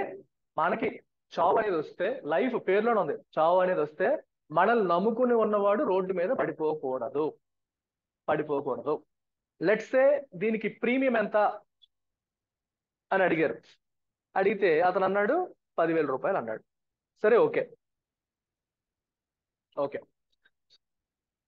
సో ఈ లైఫ్ ఇన్సూరెన్స్ లో కూడా మన రకరకాల పాలసీలు చెప్తాడు. ఒక పాలసీ వచ్చేసి టర్మ్ పాలసీ అంటాడు. పాలసీ పేరేంటి? Term policy. సో ఈ టర్మ్ పాలసీలో ఎంత కట్టాలి అంటే 10,000 కట్టాలి అంటాడు. సంవత్సరానికి 10,000 కట్టాలి. మన ఇష్టం అది. నువ్వు ఎక్కువ కడితే ఎక్కువ ప్రొటెక్షన్ వస్తుంది, తక్కువ కడితే తక్కువ ప్రొటెక్షన్ వస్తుంది. ప్రొటెక్షన్ ఎక్కువ అంటే ఇప్పుడు 10,000 సంవత్సరానికి కట్టావు అనుకో, నువ్వు పోతే 10 లక్షలు ఇస్తాడు. లక్ష రూపాయలు కట్టావు సంవత్సరానికి, నువ్వు పోతే 10 కోట్లు ఇస్తాడు. ఇది డిపెండ్స్ నీ ఎబిలిటీ బట్టి, నువ్వు ఎంత మనీ ఉంటే నా ఫ్యామిలీ హ్యాపీగా ఉంటుందో నువ్వు భావించేదాన్ని బట్టి, నీకు నెలలో వచ్చే ఇన్కమ్ బట్టి ఆధారపడి ఉంటుంది. సో ప్రీమియం పెరిగితే వచ్చేది ఎక్కువ ఉంటుంది, ప్రీమియం తగ్గితే వచ్చేది తక్కువ ఉంటుంది. లెట్స్ సే 10,000 కట్టు, ఎర్లీ ఏజ్ లో చిన్న వయసులో నీ దగ్గరికి వచ్చాడు, నువ్వు ఇలా 21 ఏళ్ళకి నీకు ఇలా జాబ్ వచ్చిందో లేదో మీ నాన్న దగ్గర ముగుతారు. మీ వాడికి జాబ్ వచ్చిందట కదా, పాలసీ కట్టించవా అని అడుగుతారు. కామన్, ఇది జరుగుతుంటది. అలా అడగడం కూడా తప్పు కాదు, వాళ్ళు బతుకుతారు. మరి 100% వాళ్ళు సపోర్ట్ చేస్తాను. ఇన్సూరెన్స్ అనేది మంచిది. I'm a strong supporter of insurance. Insurance penetration భారతదేశంలో చాలా తక్కువ ఉంది, చాలా తక్కువ ఉంది. పెనట్రేషన్ అంటే ఎక్కువ మంది ఇన్సూరెన్స్ వాడట్లేదు. వాడాలి, ప్రొటెక్షన్ లేకుండా పోతున్నారు, అది మంచిది కాదు. ఖచ్చితంగా ఉండాలి. So one policy is term policy. So 10,000 కడితే నీకు నెల అలా నువ్వు సంవత్సరం అంతా కట్టుకుంటూ ఉండడమే, జీవితాంతం కట్టుకుంటూ ఉంటావు. సో నీకు వచ్చేసి 1 crore వస్తుందని చెప్పాడు. ఎప్పుడు నువ్వు పోతే 1 crore వస్తుంది. ఎవరికి? ఫ్యామిలీ. ఇది ఒకటై. లెట్స్ సే ఇది 30 years అనుకోండి. 30 years లేకపోతే లెక్కలు సరిగ్గా తేలట్లేదు, పోనీ 10 lakhs వేద్దాం, ఎక్కువైపోయింది. 30 years 40 years రాద్దాం, పోనీ 30 years లేదా 40 years రాయండి, 50 years రాయండి. ఎర్లీ ఏజ్ లో వచ్చాడు, 50 years ఎంత? 1 crore లేదా ఎంతో కొంత అమౌంట్. ఎప్పుడు ఇది? నువ్వు పోతే. నేను పోకుండా బతికేస్తే రూపాయి కూడా రాదు. వాగ్దేవి ఆశ్చర్యపోతుంది ఇప్పుడు. దాని బదులు చచ్చిపోతే బెటర్ కదా, బతికుంటే రూపాయి కూడా రావట్లేదు. అది 1 crore కావచ్చు, 10 crores కావచ్చు, 10 lakhs కావచ్చు. నువ్వు బతికుంటేనే రూపాయి కూడా రాదు. నువ్వు చచ్చిపో, చాలా ఎక్కువ అమౌంట్ వస్తుంది. సో ఆప్షన్ లేదు, నీకు ఏం నచ్చితే చూస్ చేసుకో. That is term policy. ఓకేనా? అమౌంట్ ఎంత అనేది పక్కన పెట్టండి. నీకు రాదు, బతుకుంటే నీకు రాదు. ఆ చెప్పిన పీరియడ్ లో బతుకుంటే నీకు రాదు, కానీ ఎప్పుడు చచ్చిపో నీకు అమౌంట్ వచ్చేస్తుంది, మీ ఫ్యామిలీకి వస్తుంది. Then there is another policy. దాంట్లో కూడా 10,000 రూపాయలే ప్రీమియం. లెట్స్ సే దీంట్లో 1 crore అనుకోండి అమ్మా, 1 crore అనుకోండి. ఓకేనా? అనదర్ పాలసీ ఉంది, దానికి 10,000 ప్రీమియం. సో దీంట్లో మాత్రం నీకు ఆ 20 ఏళ్ళు 30 ఏళ్ళు పీరియడ్ అయిన తర్వాత, so you will get somewhere around 3 lakhs. నీకు 3 lakhs వస్తుంది. ఓకే? కానీ నువ్వు మధ్యలో పోతే your family gets 30 lakhs. So ఈ వీటి గురించి వాళ్ళు మాట్లాడరు. They will talk about this. దీంట్లో అయితే రాదురా, దీంట్లో అయితే నువ్వు 10,000 పెడితే 3 lakhs వస్తుందిరా అంటాడు ఏజెంట్ మన దగ్గరికి వచ్చి. మనం ఏమనుకుంటాం, దీంట్లో ఏం రాదు, దాంట్లో డబ్బులు వస్తున్నాయి, సో నాకు అది బెటర్ అనుకుంటాం. But where you are losing protection. The purpose of insurance is protection. ఇక్కడ ప్రొటెక్షన్ కాంప్రమైజ్ అయిపోతున్నావు. ప్రొటెక్షన్ కాంప్రమైజ్ అయిపోయి నువ్వు డబ్బు రిటర్న్స్ కోసం చూస్తున్నావు. సార్ ఏదైతే ఏంటి సార్, నేను బతికుండి చూడలేను కదా అని. Then you have to think about investment, not insurance. Be clear in your mind. నేను చెప్తుంది అర్థమవుతుందా? నాకు డబ్బులు రావాలి అనుకుంటే look at investment. Why insurance? Insurance is not for investment. నీకు డబ్బులు పెరగాలనుకో ఇన్సూరెన్స్ చూడకు, వేరే చూడు. ఏం చూడాలి? మ్యూచువల్ ఫండ్స్ చూడు, స్టాక్స్ చూడు, బాండ్స్ చూడు, FD చూడు, ల్యాండ్ చూడు. There are so many options where the money will grow. Don't club these two. Insurance agent చేసే తప్పది.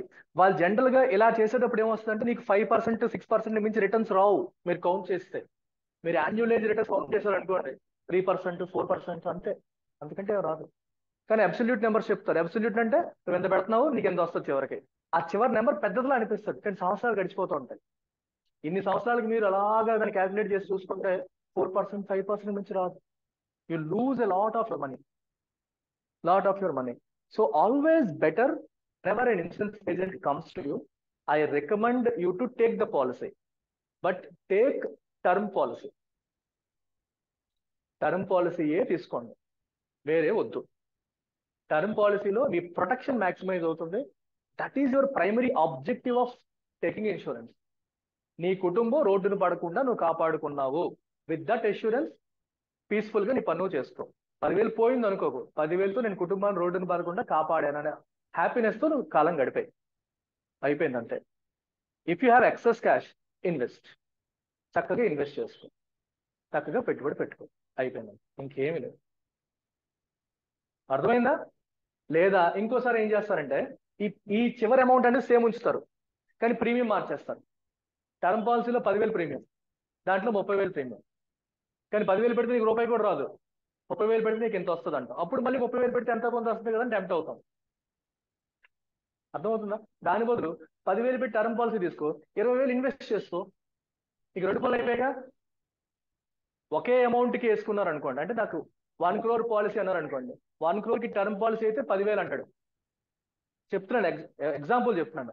అదే 1 crore విత్ నీకు చివరిలో కొంత రావాలి అనుకో, అప్పుడు నీకు 30,000, 40,000, 50,000 కట్టమంటాడు. ఈఎంఐ ప్రీమియం కట్టమంటాడు. సో అలాంటప్పుడు ఏం చేస్తారు? బెటర్ థింగ్ 10,000 కొట్టి టర్మ్ పాలసీ తీసుకో, నీ దగ్గర ఎక్స్ట్రా 30,000, 40,000 ఉంటే దాన్ని ఇన్వెస్ట్ చేసుకో వేరే. రెండింటిని క్లబ్ చేయకండి. క్లబ్ చేయడం వల్ల వాడు బాగుపడుతున్నాడు, మీరు నష్టపోతున్నారు. మీ దగ్గర తీసుకున్నప్పుడు వాడు అలాగే చేస్తాడు. మీకు ఒక టర్మ్ పాలసీ పెట్టుకుంటాడు, మిగిలింది వాడు ఇన్వెస్ట్ చేసుకుంటాడు స్టాక్ మార్కెట్లో వాటిల్లో. ఇన్సూరెన్స్ కంపెనీ వాడు ఈ gains lot of money out of it, దాంట్లో మీకు ఒక చిన్న షేర్ ఇస్తుంది. That is how they will make lot of money. Is that clear? Online yes sir. Sir అర్థమైందా చెప్పింది? ఏం డౌట్స్ ఉన్నాయా? Clear sir. సో ఇవన్నీ ఎగ్జామ్ కి కూడా పనికొస్తాయి, రియల్ లైఫ్ కి కూడా పనికొస్తాయి. నేను రియల్ లైఫ్ పాయింట్ ఆఫ్ వ్యూలో చెప్పాను, so that you pay more attention. But exam కి కూడా ఈ నాలెడ్జ్ అంతా మీకు హెల్ప్ అవుతుంది, వేస్ట్ అవ్వదు. అది మాత్రం మీరు ఊరికే ఎందుకు చెప్తున్నారో అనుకోకండి. ఇంకా మీకు ఏమైనా బేసిక్ డౌట్స్ ఇన్ ఫినాన్స్ నేను చెప్తాను. మీకు ఏమైనా ఉండిపోతాయిగా, చాలా అడిగేయండి పర్లేదు.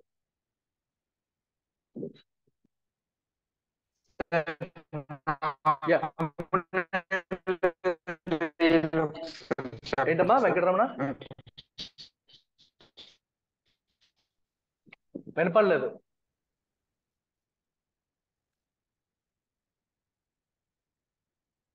మళ్ళీ అడిగమ్మా, వినపడలేదు. సార్ నామినల్ రియల్ చెప్పారు కదా సార్. సార్ నామినల్ రియల్ చెప్పారు కదా సార్ ఇంట్రెస్ట్ విషయంలో. నామినల్ రియల్ మళ్ళీ చెప్పాలా సార్? నామినల్ రియల్ చెప్పారు కదా సార్. అవును, అది ఒకసారి చెప్పండి సార్. మళ్ళీ చెప్పాలా? ఓకే. మళ్ళీ నామినల్ చెప్పండి సార్. అంటే బ్యాంక్ వాడు ఎంత ఎంత ఇస్తానంటాడు, అది nominal. Whatever is declared or whatever is offered, that is nominal. 7% వడ్డీ అంటే 7% నామినల్. రియల్ అంటే ఏంటి? ఇన్ఫ్లేషన్ దాంట్లోంచి తీసేయి. ఇన్ఫ్లేషన్ అంటే ఏంటి? మనకి ద్రవ్యోల్బణం. సో 5% ఇన్ఫ్లేషన్ ఉందనుకోండి, నామినల్ 7% అనుకోండి, నామినల్ లోంచి ఇన్ఫ్లేషన్ తీసేసి వచ్చేది real. So real interest is nothing but nominal interest minus inflation. ఎందుకు తీసేయాలి ఇన్ఫ్లేషన్? బికాజ్ ప్రైసులు పెరిగిపోయాయి. మనీ యొక్క పర్చేసింగ్ పవర్ ఎంతైతే ఇన్ఫ్లేషన్ దానికి తగ్గట్టుగా పర్చేసింగ్ పవర్ తగ్గిపోయింది. పర్చేసింగ్ పవర్ అనేది తగ్గిపోయింది. ఓకే, ఇంకా జనరల్ డౌట్ అడుగుతారని చూస్తాను, టెక్నికల్ డౌట్స్ కాదు. వేస్తే అందుకే నీకు ఆప్షన్ ఉంది, చచ్చిపోవచ్చు. It's an emotional thing, that is the problem here. ఈ అమ్మాయి కూడా ఎమోషనల్ అయిపోతుంది, ఆ డబ్బులు మొత్తం రావు అనుకుంటుంది. ఆర్బీఐ డైరెక్ట్ గా అమ్ముతుంది ఇప్పుడు, ఒకప్పుడు దొరికేవి కాదు. ఇప్పుడు ఆర్బీఐ వెబ్సైట్ లో కొనుక్కోవచ్చు. ఇన్వెస్ట్ చేసినప్పుడు డబ్బులు ఖచ్చితంగా వస్తాయని ప్రూఫ్ ఏంటి? దేంట్లో ఇన్వెస్ట్ చేసినప్పుడు? పిఎంఎస్ లో. ఓకే, సో అది దేంట్లో అనేది ఇక్కడ ఇంపార్టెంట్ పాయింట్. దేంట్లో అనేది ఇప్పుడు చూడండి, నువ్వు ఇన్వెస్ట్మెంట్ దేంట్లో చేస్తున్నావు అనే దాన్ని బట్టి డబ్బులు తిరిగి వస్తాయి రాదు తెలుస్తుంది. అదే రిస్క్. దట్ ఈస్ ద అక్కడ కీవర్డ్ రిస్క్. డబ్బులు వచ్చే అవకాశాలు తక్కువ ఉంటే రిస్క్ ఎక్కువ అని అర్థం. డబ్బులు వచ్చే అవకాశాలు పక్కాగా ఉన్నాయంటే రిస్క్ తక్కువ అని అర్థం. So there are so many investment options for us. మనకున్న ఆప్షన్స్, ఇప్పుడు నేనైతే నా దగ్గర డబ్బులు ఉన్నాయి అనుకోండి, నేను ఎక్కడెక్కడ ఇన్వెస్ట్ చేయొచ్చు నేను చెప్తాను. ఇన్ని రెవెన్యూస్ ఉన్నాయి మీకు తెలుస్తుంది. So I can put my money in land or flat, anything related to real estate, భూమికి సంబంధించిన దాంట్లో పెట్టొచ్చు. I can put my money in gold, I can put my money in chit funds, I can put my money in bonds, I can put my money in equities. Equities ని shares అంటాము, stocks అంటాము. I can put my money in mutual funds. I can put my money in PMS, portfolio management service. Okay. ఇందాక మీరు చెప్పినవి ఇంకేమైనా ఉన్నాయి? I can lend my money. I can lend it to someone. Okay, I can lend it to someone. ఇంకేమున్నాయి options? ఇంకేం miss అయిపోయామా? Insurance నేను add చేయను. Insurance is not an investment vehicle. అది ఇన్వెస్ట్మెంట్ వెహికల్ లాగా మీకు అనిపిస్తుంది కాబట్టి ఇన్సూరెన్స్ కూడా మీరు చెప్పారు. So never ever consider it as an investment vehicle. ఇలా కనిపిస్తున్నాయి మీకు. సో ఇందులో పెట్టాలి. ఇప్పుడు నేను ఇన్ రియాలిటీ నేను ఎక్కడ పెడతాను? I put my money in these two. And ఇది కూడా కొంతవరకు నేను ఈ మూడింట్లోనే నా డబ్బులన్నీ పెడతాను, ఇంకెక్కడ పెట్టను. ఆ మూడింట్లోనే. ల్యాండ్ కూడా మరి పెట్టడం మానేశాను, నాకు ఇల్లు అయిపోతుంది, మరి ఇంకా అవసరం లేదు. Okay, now coming to that persons question, డబ్బులు వస్తాయి అన్న గ్యారంటీ ఏంటి? ఓకే, సో ఒక్కొక్క దానికి రిస్క్ ఎవాల్యుయేట్ చేద్దాం. ఫస్ట్ లెండింగ్, అంటే నువ్వు ఎవరికన్నా అప్పిచ్చావు, డబ్బు తిరిగి వస్తుందా రాదా అనేది నోబడీ నోస్. ఆడు ఎంత గొప్పడన్నా సడన్ గా ట్రైన్ కొట్టేసి పోవచ్చాడు, మంచోడే, కానీ డెత్ ఆడి చేతిలో లేదు, పోవచ్చు. సో డబ్బు రాకపోవచ్చు. సో ఇక్కడ నీకు సేఫ్టీ కావాలంటే ఏం చేయాలి? నువ్వు గోల్డ్ కానీ వాడి ల్యాండ్ కానీ ల్యాండ్ పత్రం కానీ ఏదో ఒకటి నువ్వు తీసుకొని నీ సేఫ్టీ పెట్టుకోవాలి. అప్పుడు నీకు డబ్బులు రాకపోయినా అవి అమ్ముకుంటావు, అది నీకు advantage. The same time land or flat. So land or flat లో మేజర్ రిస్క్ ఏంటి? ఒకటి, అది డిపెండ్స్ అపాన్ ఆ ఏరియాలో రౌడీ షీటర్లు ఉన్నారా, కడప రేట్లు దిగారా, ఇలాంటి రకరకాల ఆస్పెక్ట్స్ వైజాగ్లో జరుగుతున్నాయి, అందుకే అన్నాను. సో ఈ కబ్జా ఆస్పెక్ట్ ఒకటి ఉంది. రెండోది డాక్యుమెంట్స్ కరెక్ట్గా ఉన్నాయా లేదా, ఫేక్ డాక్యుమెంట్స్ ఏమైనా పెట్టి మీకు అమ్మేశాడా, అది ఒరిజినలా కాదా. ఎస్, బండ్ల గణేష్ ఒక కామెడీ సీన్ ఉంటుంది, ఒకే ల్యాండ్ అమ్ముతుంటాడు. యోగి సినిమా చూసారా, ప్రభాస్ది, అట్టర్ ఫ్లాప్ సినిమా. కానీ అప్పట్లో ఫ్లాప్ అయింది, బాగానే ఉండొచ్చు, నీకు నచ్చొచ్చు, కాదనట్లేదు. యోగి యాక్చువల్ గా కన్నడలో ఒక blockbuster movie remake, Shivaraj కుమార్ది. అక్కడ బ్లాక్ బస్టర్, ఇక్కడ ఫ్లాప్ అయింది. అందులో బండ్ల గణేష్ ఏం చేస్తాడంటే ఒకే సైట్ చాలా మందికి అమ్ముతూ ఉంటాడు. సో ఫేక్ డాక్యుమెంట్ ఉండొచ్చు, కబ్జా ఉండొచ్చు, ఓకేనా, అది రిస్క్. అండ్ అనదర్ ఇంకో పాయింట్ మీ తర్వాత యాడ్ చేస్తాను. Then gold. గోల్డ్ కి ఉన్న మేజర్ రిస్క్ ఏంటంటే థెఫ్ట్. 2 days బ్యాక్ మీరు న్యూస్ చూస్తున్నారు, ఒక కెమెరామెన్ చంపేశారు. ఎందుకు? అతని కెమెరా 15 లక్షలు. 15 లక్షల కెమెరా అతను షార్ట్ ఫిల్మ్ సేవ్ చేస్తాడు, వీడియో పెళ్లిళ్ళకి చేస్తుంటాడు, మంచి కెమెరా కొనుక్కున్నాడు, కెమెరా కోసం అని చంపేశారు. నువ్వు వాల్యుబుల్ వస్తువులు వేసుకొని ఉన్నావంటే థెఫ్ట్, ఈవెన్ లైఫ్ రిస్క్ కూడా ఉంటుంది. మర్డర్ అయ్యే రిస్క్ ఉంటుంది, లైఫ్ రిస్క్ ఉంటుంది. దానికి సెక్యూరిటీ ఏంటి, దాన్ని ఎక్కడ రాయాలి, ఎలా చేయాలి అనేది పెద్ద ప్రెషర్, టెన్షన్ సంబంధించిన అంశం. సో గోల్డ్ లో పెడితే రిస్క్ ఏంటి? Theft risk. గోల్డ్ వాల్యూ పెరిగింది, ఎంత పెరిగింది అనేది మనం చెప్పలేము. బట్ హిస్టారికల్ గా తీసుకుంటే లాస్ట్ 10 years తీసుకున్నా, లాస్ట్ 20 years తీసుకున్నా, లాస్ట్ 30 years తీసుకున్నా గోల్డ్ పెరుగుతూనే ఉంది. మధ్యలో కొంచెం తగ్గుతుంది, మళ్ళీ పెరిగింది, తగ్గుతుంది, పెరిగింది. బట్ ఓవరాల్ గా పెరిగింది, విపరీతంగా పెరిగిపోదు. 6%, 7% యాన్యువల్ రిటర్న్స్ అయితే గోల్డ్ నుంచి మనం ఎక్స్పెక్ట్ చేయొచ్చు. గోల్డ్ కూడా ఇదే ప్రాబ్లం. ఇందాక నేను చెప్పాను, మా పెళ్లికేమో 18,000 ఉండేది, ఇప్పుడేమో ఎంత ఉందని 60,000-70,000 ఎంత అని చెప్పు అనుకున్నాం. మీరు ఒకసారి 18,000 అండ్ 78,000 లేదా 80,000 వేసుకుంటే ఎక్కువలో అనిపిస్తుంది, కానీ మా పెళ్లి 14 ఏళ్ళు గడిచింది. సో ఇయర్లీ వేసి మీరు చూసారనుకోండి తగ్గిపోతుంది. మళ్ళీ యాన్యువల్ రిటర్న్స్ అంతే ఉండవు, ₹1 వడ్డీ వచ్చి ఉండొచ్చు, అంతకంటే లేదు, రూపాయి అలా. అది కూడా చూసుకోవాలి. Then chit, depends on the person. Chit లో మళ్ళీ కంపెనీ ఉంటాయి, శ్రీరామ్ చిట్స్, మార్గదర్శి చిట్స్, కొంతలో కొంత బెటర్.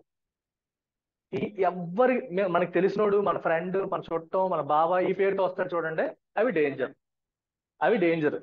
సో దీంట్లో అసలు గ్యారంటీయే లేదు. లోకల్ చిట్స్ పరంగా మాట్లాడుకుంటే there is absolutely no guarantee. ఎందుకంటే నీకు నువ్వు అప్పిచ్చినా సరే కనీసం గోల్డ్ ఏదో తాకట్టు పెట్టుకుంటావు, ఇక్కడ ఏ తాకట్టు లేదు, ఏది లేకుండా జరిగే వ్యాపారం అది chit funds. So highly risky, no guarantee. మాకు బాగా తెలుసు అంటే అది నీ ఇష్టం, దట్స్ అప్ టు యూ, అది personal thing. Sir then chit అంటే చీటీ లాస్ట్ సార్. చీటీలే, చీటీలు, చిట్టిపాట, చీటీపాట. Bonds, James Bond. బాండ్స్ లో కూడా మళ్ళీ రకాలు ఉంటాయి. గవర్నమెంట్ బాండ్స్ ఉంటాయి, కార్పొరేట్ బాండ్స్ ఉంటాయి. అంటే గవర్నమెంటే ఇష్యూ చేసిన బాండ్ కొన్నాం అనుకోండి 100% సేఫ్.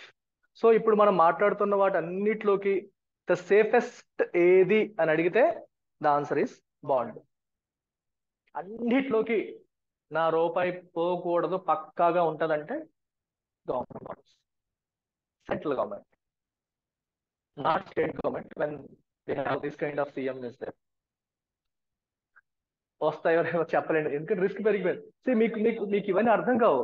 ఇప్పుడు ఆంధ్రప్రదేశ్ గవర్నమెంట్ ఇష్యూ చేస్తున్న బాండ్స్ మీద వడ్డీ చాలా ఎక్కువ ఉంది. ఎందుకు? రిస్క్ ఎక్కువ. రిస్క్ ఎక్కువ, మార్కెట్ లో ఎక్కువ ఉంది వడ్డీ, ఎక్కువ వడ్డీ ఇస్తే కానీ ఎవడు కొనట్లేదు ఆంధ్ర ఇష్యూ చేస్తున్న bonds. Serious, that is the ఇప్పుడు వేరే స్టేట్స్ ఆఫర్ చేస్తున్న ఇష్యూ చేసిన బాండ్స్ కంటే ఆంధ్ర బాండ్స్ కి రిస్క్ ఎక్కువ ఉంది, అందుకే వడ్డీ ఎక్కువ. ఈ పాయింట్స్ చాలా important. Corporate bonds, corporate bonds లో నువ్వు పెట్టాలంటే you have to look at rating. Bond కి రేటింగ్స్ ఇస్తారు, రేటింగ్స్ చూసుకొని, అది కూడా మంచి కంపెనీ రేటింగ్ ఏజెన్సీస్ ఉంటాయి, ఇది మంచి బాండా కాదా ఏంటి, రేటింగ్ ఏజెన్సీస్ రేటింగ్ ఇస్తాయి. మంచి రేటింగ్ ఇస్తే వెళ్ళొచ్చు. And if companies like Tata blind గా పెట్టొచ్చు, పూర్వం నుంచి పేరున్నవి పెద్ద బ్రాండ్ ఉన్నవి తెలిసినవి అయితే పెట్టొచ్చు. తక్కువ వడ్డీ ఇచ్చినా పెట్టొచ్చు. కొత్తగా వచ్చేవాడు ఎక్కువ వడ్డీ ఆఫర్ చేస్తాడు, మళ్ళీ రిస్క్ ఎక్కువ ఉంటుంది. సో రిస్క్ ఉంటుంది. Then comes equities. ఈక్విటీస్ లో కూడా మళ్ళీ పెద్ద కంపెనీస్ లో నువ్వు పెట్టొచ్చు, చిన్న కంపెనీస్ లో పెట్టొచ్చు. సో ఈక్విటీస్ ని మనం డివైడ్ చేయొచ్చు, large caps, mid caps, small caps అని మనం డివైడ్ చేయొచ్చు. స్మాల్ క్యాప్ అంటే చిన్న కంపెనీస్, టాప్ 100 కంపెనీస్ అనుకుంటా లార్జ్ క్యాప్ కిందకు వస్తాయి. 100 నుంచి 150 250 వరకు మిడ్ క్యాప్స్, 250 అండ్ బియాండ్ అంతా కూడా స్మాల్ క్యాప్స్. స్మాల్ క్యాప్ అంటే క్యాపిటలైజేషన్ అని అర్థం, తర్వాత మాట్లాడదాం అవన్నీ. సో వీటిల్లో large caps safe. Large cap అంటే పెద్ద కంపెనీ, పెద్ద కంపెనీ అంటేనే కొన్ని వేల లక్షల కోట్ల టర్న్ ఓవర్కి వెళ్ళిపోయింది, ఆల్రెడీ వేల కోట్ల టర్న్ ఓవర్కి వెళ్ళిపోయింది. అంటే ఎన్నో సంవత్సరాల నుంచి ఉంటే కానీ అంత టర్న్ ఓవర్కి వెళ్ళదు కదా.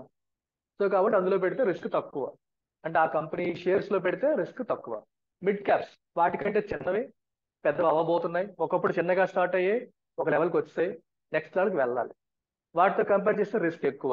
స్మాల్ క్యాప్స్ కొత్తగా వచ్చిన కంపెనీస్, సో రిస్క్ ఇంకా ఎక్కువ. సో ఇక్కడ నీకు సేఫ్టీ కావాలంటే లార్జ్ క్యాప్స్, కొంచెం తక్కువ సేఫ్టీ మిడ్ క్యాప్స్, ఇంకా తక్కువ సేఫ్టీ స్మాల్ క్యాప్స్. ప్రతి దాంట్లో నీకు ఆప్షన్స్ ఉన్నాయి. Then comes mutual funds.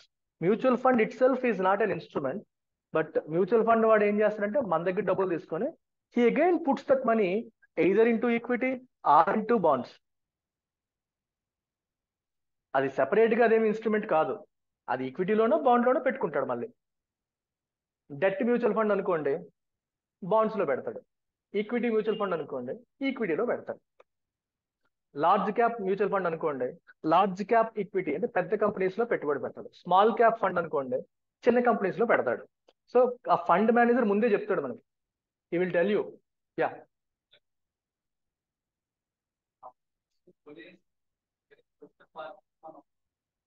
అది పేరుకు బాండే కానీ అది ఇన్వెస్ట్మెంట్ థింగ్ కాదు, చెప్తాను. I will talk about it. Electoral bond ఎలా ఫంక్షన్ అవుతుందో చెప్తాను. Mutual funds, equity mutual funds ఉంటాయి, డెట్ మ్యూచువల్ ఫండ్స్ కూడా ఉంటాయి. డెట్ అంటే బాండ్ లో పెట్టేది, ఈక్విటీ అంటే షేర్స్ లో పెట్టేది. అందులో మళ్ళీ పెద్ద కంపెనీలో పెట్టేది లార్జ్ క్యాప్ ఫండ్, మిడ్ లో పెట్టేది mid cap fund, small companies లో పెట్టేది స్మాల్ క్యాప్ ఫండ్, మూడిట్లోనే పెట్టేది మల్టీ క్యాప్ ఫండ్. ఇలా రకరకాలు. వాడు ఫండ్ ఇష్యూ చేసినప్పుడు చెప్తాడు ఎందులో పెడతాము, ఏ పర్సంటేజ్ ఎందులో పెడతాము, అంత క్లియర్ గా డీటెయిల్స్ ఇవ్వాలి. దాని ప్రకారం నీకు నచ్చితే దాంట్లో పెట్టుకోవచ్చు. సో మ్యూచువల్ ఫండ్ లో రిస్క్ కూడా again the kind of mutual fund బట్టి ఆధారపడుతుంది. డెట్ మ్యూచువల్ ఫండ్ రిస్క్ తక్కువ, ఈక్విటీ మ్యూచువల్ ఫండ్ రిస్క్ ఎక్కువ. ఈక్విటీలో మళ్ళీ లార్జ్ క్యాప్ ఫండ్ రిస్క్ తక్కువ, స్మాల్ క్యాప్ ఫండ్ రిస్క్ ఎక్కువ. And then PMS. పిఎంఎస్ అంటే ఇక నీ డబ్బులు ఒక ఆయన్ని నమ్మి ఆయన చేతిలో పెడతావు, ఆయన నీ తరపున ఇన్వెస్ట్ చేస్తాడు. ఆయన ఎత్తేస్తాడని మీరు భయపడక్కర్లేదు. He will do everything in your name. అతను సడన్ గా పోయినా నీ డబ్బులేం పోవు. Everything is there in your own name. నీ పేరు మీదే ఒక అకౌంట్ ఓపెన్ చేస్తాడు, కాకపోతే రైట్స్ ఆయన తీసుకుంటాడు. ఆయన తీసుకుంటాడనే కదా మనకి ఇచ్చాం, మనకు తెలియక కదా ఆయనకి ఇచ్చాం. సో మన అకౌంట్ అతను ఆపరేట్ చేస్తాడు. అన్ని మన పేరు మీద ఉంటాయి, అన్ని మన పేరు మీద ఉంటాయి. మనం భయపడాల్సిన పని ఏం లేదు. సడన్ గా ఆయన పోయినా అక్కడికి చెక్ వేసినా సరే నష్టం ఏమీ లేదు. ఈ can't take anything out of it. ఓకేనా? సో రిస్క్ ఏమీ లేదు. కాకపోతే రిస్క్ ఎక్కడ వస్తుంది? Again he puts that money into shares. So ఆయన ఎటువంటి షేర్స్ లో పెడుతున్నాడు అనే దాంట్లో రిస్క్ ఉంటుంది. ఆయన చిన్న కంపెనీస్ లో పెడుతున్నాడంటే రిస్క్ ఎక్కువ ఉంటుంది, పెద్ద కంపెనీస్ లో పెడుతుంటే రిస్క్ తక్కువ ఉంటుంది. ఇప్పుడు నెక్స్ట్ క్వశ్చన్ మీకు ఎలా ఉందంటే, రిస్క్ ఎక్కువ ఉండే వాటి ఎందుకు సార్ పెట్టాలి? రిటర్న్స్ ఎక్కువ వస్తాయి, అందుకోసం రిస్క్ ఎక్కువ ఉన్నా సరే దాంట్లో పెడతారు. ఇప్పుడు ఫర్ ఎగ్జాంపుల్ మీరు large cap, small cap, mid cap మాట్లాడారు కదా. లాస్ట్ 1 year లో small cap funds, mutual funds 35 నుంచి 100% వరకు రిటర్న్స్ ఇచ్చాయి 1 year లో. I'm talking about 1 year. Mid cap funds around 20 to 40% ఇస్తే, లార్జ్ క్యాప్ ఫండ్స్ 10 to 20% ఇచ్చాయి. ఏవి ఎక్కువ ఇచ్చాయి? Small cap. అలాగే రిసెషన్ వచ్చింది అనుకోండి, అప్పుడు కూడా అంతే. స్మాల్ క్యాప్ ఫండ్స్ 100% ఎగిరిపోతాయి, లేదా 80% ఎగిరిపోతాయి.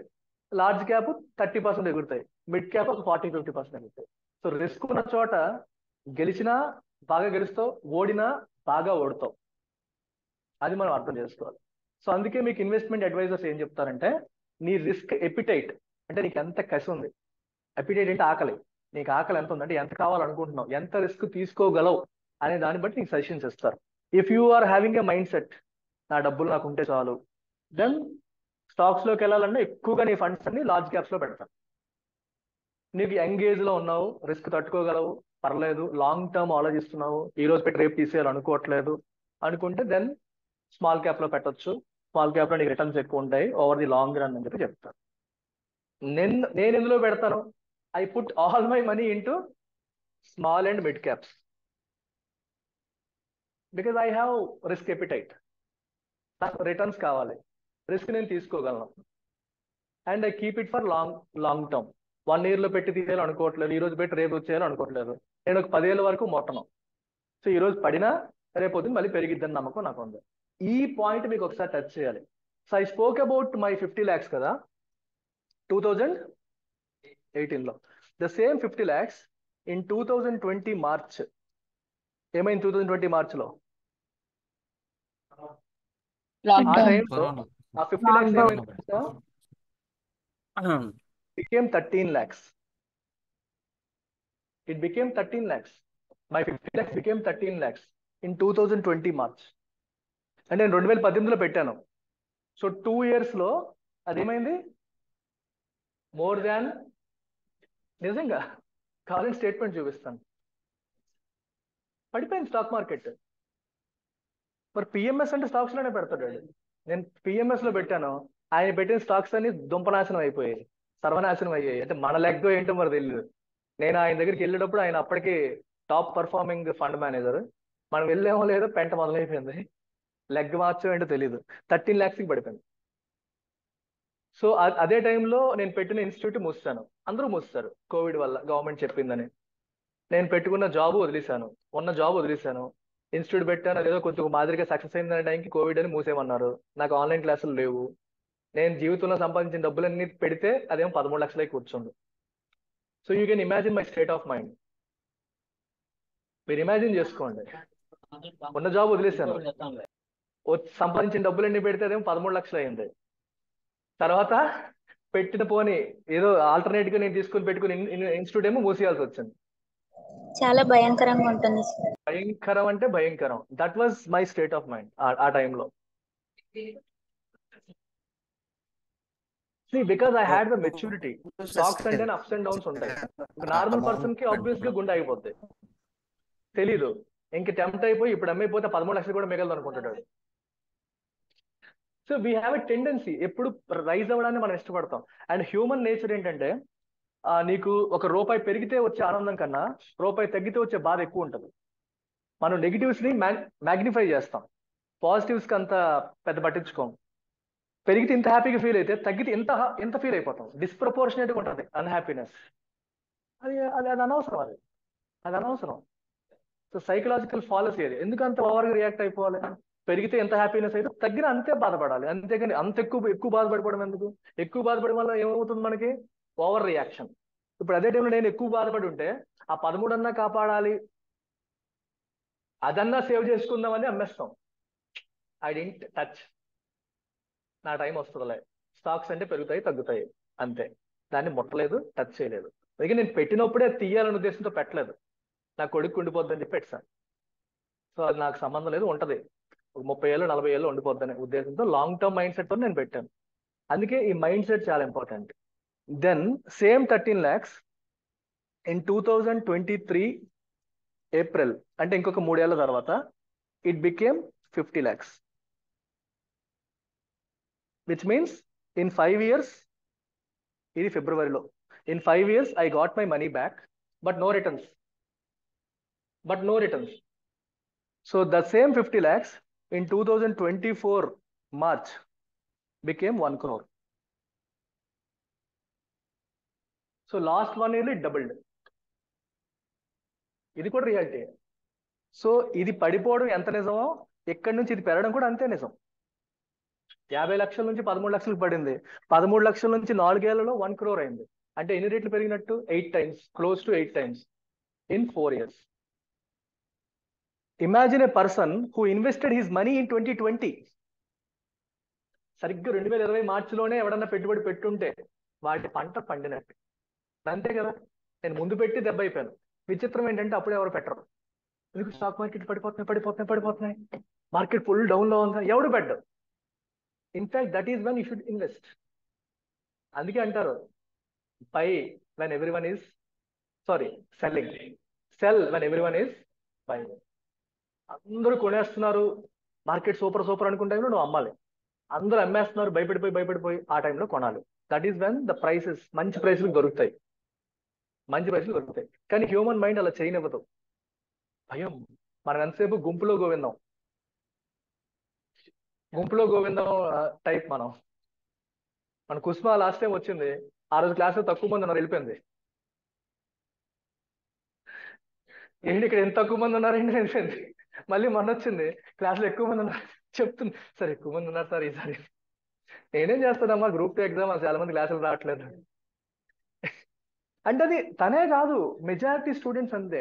హైదరాబాద్ ఇన్స్టిట్యూట్ ఎందుకు మూసేసాను తెలుసా? ఇదే జరుగుతుంది. ఒక స్టూడెంట్ వస్తాడు, యూట్యూబ్ ఛానల్ చూస్తాడు, సార్ బాగా చెప్తున్నారు అంటాడు, డెమో చూస్తాడు, అన్ని చూస్తాడు. ఇన్స్టిట్యూట్కి వెళ్తే జనాలు ఏమో 4-5 కనిపిస్తారు. పక్క ఇన్స్టిట్యూట్ లో బాలలత మేడం దగ్గర 100,000 ఉంటారు. తప్పు చేస్తానేమో ఇక్కడికి వచ్చి వెళ్ళిపోతాడు. ఆ సైకలాజికల్ ఇష్యూ నేను ఎలా హ్యాండిల్ చేస్తాను? మీరు క్లాసులు బాగా చెప్తారంటే నేను చెప్తాను, మీ ఫ్యాకల్టీ ఎవరంటే చెప్తాను, డెమోలు ఇవ్వమంటే ఇస్తాను. ఇది నేను హ్యాండిల్ చేయలేను కదా. సో అది ప్రాబ్లం, మనం ఏం చేయలేము. అది హ్యూమన్ నేచర్, దాన్ని మనం ఏం చేయలేం.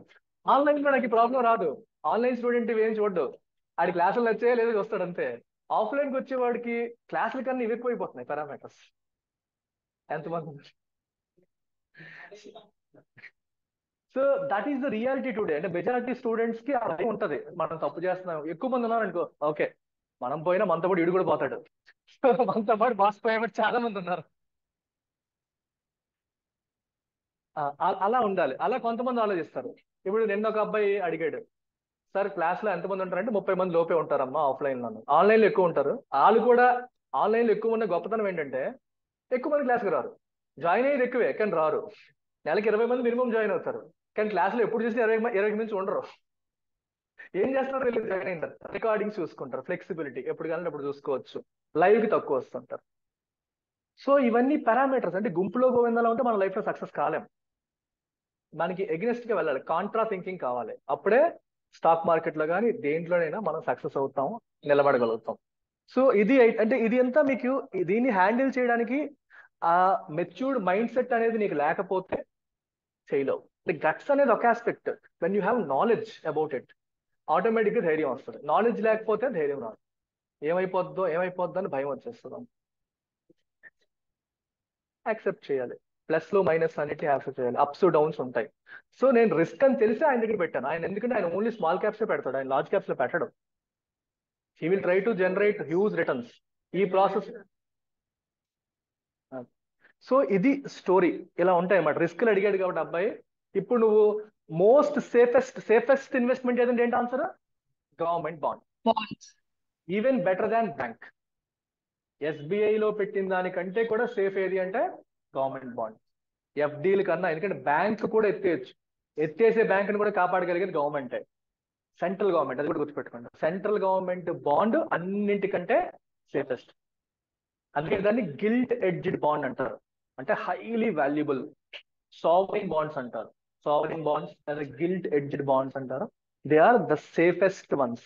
నీకు సేఫ్టీ ప్రధానమైతే even better than bank government bonds లో పెట్టుకోవాలి. సేఫ్టీయే ప్రైమ్ గోల్ అయితే.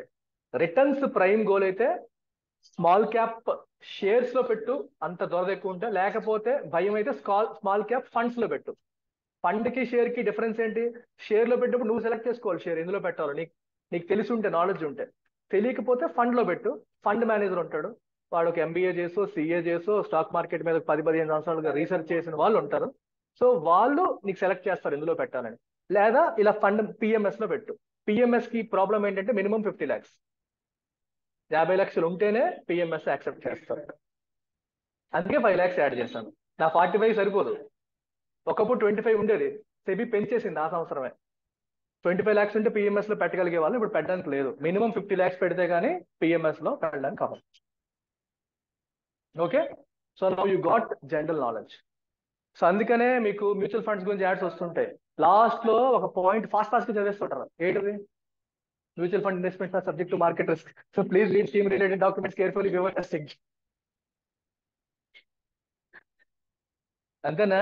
Mutual fund investments are subject to market risk. Market risk ఉంటుంది, మార్కెట్ లో అప్స్ ఉంటాయి, డౌన్స్ ఉంటాయి. సో పెట్టిన పెట్టుబడులు పెరగొచ్చు, తగ్గొచ్చు. Please read scheme related documents carefully. నీకు ఒక్క మొక్క అర్థమైతే చెప్పు, నేను నీ దగ్గర కోచింగ్ వస్తా.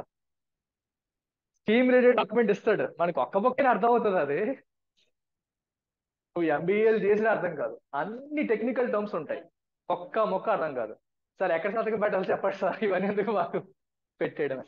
సో డాక్యుమెంట్స్ అన్ని చదివి అప్పుడు ఇన్వెస్ట్ చేయండి అంటారు, చదివినా మనకు అర్థం కాదు. ప్రాబ్లం ఏంటంటే ఆ ఏజెంట్ ఎవడైతే ఉంటాడు, మ్యూచువల్ ఫండ్ ఏజెంట్, వాడు చెప్పాలి. ఆడు చెప్పడం, ఆడవడే చెప్తాడు. ఏం చెప్తే నువ్వు ఇన్వెస్ట్ చేస్తావో అదే చెప్తాడు. రిస్క్ ఫ్యాక్టర్స్ చెప్పడు, రిస్క్ ఫ్యాక్టర్స్ చెప్పడు. I tell you one beautiful example of miss selling. ఇది నేను అన్ని మీకు సరదాగా చెప్తున్నట్టున్నా, ఇవన్నీ ఎగ్జామ్ పనికొచ్చే పాయింట్స్. ఎస్ బ్యాంక్ ఉంది కదా, Yes Bank issued something called 81 bonds. We will talk about it. ఈ రోజు నేను కావాలనే బేసిక్ మోడ్ లో వెళ్తున్నాను, రేపటి నుంచి వర్క్స్ పెట్టి వెళ్తాను, ఆటోలో వెళ్తాను. ఈరోజు అంతా ఒక ఫౌండేషన్ వేస్తున్నాను. 81 బాండ్ అంటే ఎడిషనల్ Tier 1 బాండ్. 81 బాండ్స్ గురించి డీటెయిల్డ్ గా బ్యాంకింగ్ సెక్టర్ లో ఎక్కువ మాట్లాడతాం, ఇక్కడ కూడా టచ్ చేస్తాను. సో 81 బాండ్ యొక్క గొప్పతనం ఏంటంటే they are perpetual, which means maturity లేదు, దానికి ఎండ్ పీరియడ్ లేదు. ఇవ్వడమే, నీ డబ్బు నీకు తిరిగి రావడం నీ చేతిలో ఉండదు, బ్యాంక్ చేతిలోనే ఉంటుంది. పెర్పెచువల్ బాండ్ అంటే అర్థం ఏంటంటే ఏ బాండ్ విత్ నో మెచ్యూరిటీ. అంటే ఈ రోజు ఎస్ బ్యాంక్ కూడా బాండ్ ఇష్యూ చేశాడు 10,000 రూపాయలకి. బాండ్స్ అంటే ఏంటి అన్ని చెప్తాం, రేపు డీటెయిల్ గా వెళ్దానండి, అందాక తెలుసుకోండి. 10,000 రూపాయలకి బాండ్ ఇష్యూ చేశాడు, నువ్వు కొన్నావు. నువ్వు ఎందుకు కొంటావు బాండ్స్? వడ్డీ కోసం. అది స్టాక్స్ అయితే డివిడెండ్స్ కోసం, ప్రాఫిట్ కోసం, పెరగడం కోసం. బాండ్స్ ఎందుకు కొంటావు? వడ్డీ కోసం కదా కొంటావు. సో నువ్వేమో 81 బాండ్ కొనుక్కున్నావు. సో ఎస్ బ్యాంక్ వాడు 11% ఎంత ఇంట్రెస్ట్ ఇస్తాను అన్నాడు. మామూలుగా గవర్నమెంట్ ఇష్యూ చేసే బాండ్స్ మీద 7%, 8% రావట్లేదు. కానీ ఎస్ బ్యాంక్ కూడా ఎక్కువ ఇచ్చాడు. ఎక్కువ ఇచ్చేసరికి నువ్వు టెంప్ట్ అయ్యావు, కొన్నావు. 11% ఎక్కువ వడ్డీ వస్తుందని చెప్పి కొనుక్కున్నావు. కానీ ఆ బాండ్ యొక్క వెరైటీ ఏంటంటే, స్పెషాలిటీ ఏంటంటే, నీ అసలు నీకు రావాలంటే నీ చేతిలో ఉండదు, అంతే. ఇవ్వకపోతే అంటే అది మరి రిస్క్. ఇవ్వకపోతే డబ్బులుండి ఇవ్వరని చెప్పలేరు కదా, వాళ్ళ కంపెనీ ఎత్తేసింది అనుకో నా పరిస్థితి వస్తుంది. ఎస్ బ్యాంక్ లో అదే జరిగింది. ఎస్ బ్యాంక్ అందుకే చెప్తున్నాను ఎగ్జాంపుల్, ఇవన్నీ real life examples, real life examples. So 81 bond ఎందుకు అయినా చాలా మంది ఇన్వెస్టర్స్ పెట్టారు దాంట్లో. ఎందుకు పెట్టారంటే వడ్డీ ఎక్కువ వస్తుంది compare to normal bonds. Normal bond కంటే ఎక్కువ వడ్డీ వస్తుంది. నార్మల్ బాండ్ నీకు ఫిక్స్డ్ మెచ్యూరిటీ ఉంటుంది, అంటే 5 ఏళ్లకో 10 ఏళ్లకో నీ డబ్బులు ఎప్పుడైనా వస్తే నీకు తెలుస్తుంది. కానీ 81 బాండ్కి వచ్చేసరికి మెచ్యూరిటీ లేదు. ఎప్పుడు వస్తుందంటే whenever Yes Bank wants, వాళ్ళు ఎప్పుడు ఇవ్వాలనుకుంటే అసలు ఇస్తారు. కానీ ఉంచాలంటే చచ్చినట్టు వాళ్ళు వడ్డీ కొడుతూనే ఉండాలి. లైఫ్ లాంగ్ ఎస్ బ్యాంక్ కూడా వడ్డీ ఇస్తూనే ఉండాలి వాళ్ళందరూ. సో ఏజెంట్స్ ఏం చెప్పారంటే వీళ్ళకి, మీరు ఎస్ బ్యాంక్ 81 బాండ్స్ ఇష్యూ చేసింది కొనుక్కోండి, ఎక్కువ వడ్డీ వస్తుంది అని చెప్పగానే చాలా మంది కొనేశారు, టెంప్ట్ అయిపోయి కొనేశారు. ఓకే, బాగానే ఉంది కదా, కొనేశారు కదా. అయితే 81 బాండ్స్ కి ఒక స్కీమ్ రిలేటెడ్ డాక్యుమెంట్స్ లో ఒక క్లాజ్ ఉంటుంది. ఏంటా క్లాజ్ అంటే, ఎప్పుడైనా సరే whenever that bank or issuer reaches point of no return ఇది ఉంటుంది. అంటే బాగా పడిపోయి మరి బాగుపడలేదు, మళ్ళీ నార్మల్ అవ్వలేదు అన్నంత స్థితికి రికవర్ నో రికవరీ అనుకుంటా, మర్చిపోయిన ఎగ్జాక్ట్ వర్డ్. ఆ స్థితికి ఒకవేళ ఆ బ్యాంకు పడిపోతే ఆ బ్యాంకును ఒకవేళ వేరే బ్యాంక్ ఏమైనా పర్చేస్ కొనేస్తే they can simply stop paying 81 bond holders. అసలు కూడా వడ్డీ వదిలేండి, అసలు కూడా. అంటే బ్యాంకు ఆ రేంజ్ లో పడిపోయింది అనుకోండి, అప్పుడు వాళ్ళకి పేమెంట్లు ఆపేయొచ్చు అని ఒక క్లాజ్ ఉంది. అది ఏ ఒక్క ఏజెంట్ కూడా బాండ్ కొనేవాడికి చెప్పలేదు. వాళ్ళు చెప్పరు, అది జరగదు కదా అని చెప్పరు, కానీ జరిగింది ఎస్ బ్యాంక్ విషయంలో. బాండ్ అడ్వాంటేజ్ తీసుకోవడం కోసం ఆడాడు చంపుకుంటాడా? ఆలోచించి ఒకసారి. పాయింట్ ఆఫ్ రికవరీకి వెళ్తే కదా, అంటే నువ్వు అంత దారుణంగా నువ్వు నాశనం అయిపోతే కదా, అక్కడ బాండ్కి ఇవ్వడం మానేసి అని చెప్పి నువ్వు నాశనం అయిపోతావేంటి? అవ్వవు కదా. నువ్వు నాశనం అయిపోయి ఇంకా ఆడికి ఇవ్వకుండా మిగిలి ఏం మిగులుతుంది నీకు? సో అదే చెప్తున్నాను, మీకు అలాంటి సిచ్యువేషన్లో నువ్వు పడిపోతే, మీకు సూపర్ సినిమా చూసారా? సూపర్, బ్రహ్మానందం, ఆలీ, ఓకేనా? అందులో ఆలీ అడుగుతాడు, నేను మిమ్మల్ని కలవాలి అని. నువ్వు కలవాలా? నీ జీవితం సంకరాకపోయి గుర్తుందా నీకు? ఏ సిచ్యువేషన్ లేక నీకు ఇంకే దిక్కు లేనప్పుడు అప్పుడు నన్ను కలుస్తావు అంటాడు. అదే జరిగింది తర్వాత. సో ఇది అంతే, అది జరగాలంటే అది సంకనాకి పోవాలి. నువ్వు అంత సంకనాకి పోయి అంత దిగజారిపోయాక బాండ్ వాడికి ఇవ్వడం మానేసి ఏంటి ఉపయోగం? నీకేం లేదు. ఆ సిచ్యువేషన్కి వచ్చేస్తావు. అది జరిగింది అక్కడ. అంటే ఆ క్లాజ్ నీకు తెలియకపోతే యూఆర్ గాన్. అది ఎప్పుడో జరిగిద్ది. దాన్ని మనం బ్లాక్ స్వాన్ ఈవెంట్స్ అంటాం. బ్లాక్ స్వాన్స్ కామనా? రేర్. స్వాన్స్ అన్ని వైటే ఉంటాయి. అందుకే చైనాలో బ్లాక్ స్వాన్ చూసినట్టు ఫోటో పెట్టాను గ్రూప్ లో, చూసారు లేదా? It's very rare thing. చాలా రేర్గా ఉంటాయి బ్లాక్ స్వాన్స్. అంటే ఎప్పుడో కానీ జరిగిన ఒక rare event black swan event అంటాం. అలా జరిగినప్పుడు లైఫ్ పైకి వెళ్ళిపోవచ్చు, కొట్టేయచ్చు, ఏదైనా జరిగింది. సో ఇట్లాంటివి చాలా ఇంపార్టెంట్ అన్నమాట. ప్రతిదీ మనం తెలుసుకోవాలి. సో మనం పెట్టేటప్పుడే అన్ని విషయాలు తెలుసుకుని పెట్టాలి. డౌట్ ఉంటే ప్రశాంతంగా గవర్నమెంట్ బాండ్స్ లో పెట్టుకుంటే ఏ రిస్క్ ఉండదు. గవర్నమెంట్ బాండ్స్ లో zero risk, zero tension, no issues. Clear అమ్మా? అర్థమైంది కదా? బేసిక్స్ ఆఫ్ ఫినాన్షియల్ మార్కెట్స్, వీటికి సంబంధించిన డిఫరెంట్ ఆస్పెక్ట్స్ మనం ఇవాళ మాట్లాడాం. సో ఎలాగే ఇంకొక హాఫ్ అన్ అవర్ ఉంది కాబట్టి we'll get in to the action also. Already వెళ్ళిపోయాం యాక్షన్లోకి, మరొకసారి మనం దిగేద్దాం. ఇప్పుడు ఈ ఫినాన్షియల్ మార్కెట్స్ ని ఇంకో రకమైన క్లాసిఫికేషన్ కూడా ఉంది. సో ఇంకో క్లాసిఫికేషన్ ఏంటి అంటే క్యాపిటల్ మార్కెట్స్, మనీ మార్కెట్. ఇందాక ఎలా క్లాసిఫై చేసాము? Equity, debt. ఈక్విటీ, డెట్ కింద డివైడ్ చేసాం. ఇప్పుడు capital market and money market కింద కూడా డివైడ్ చేయొచ్చు.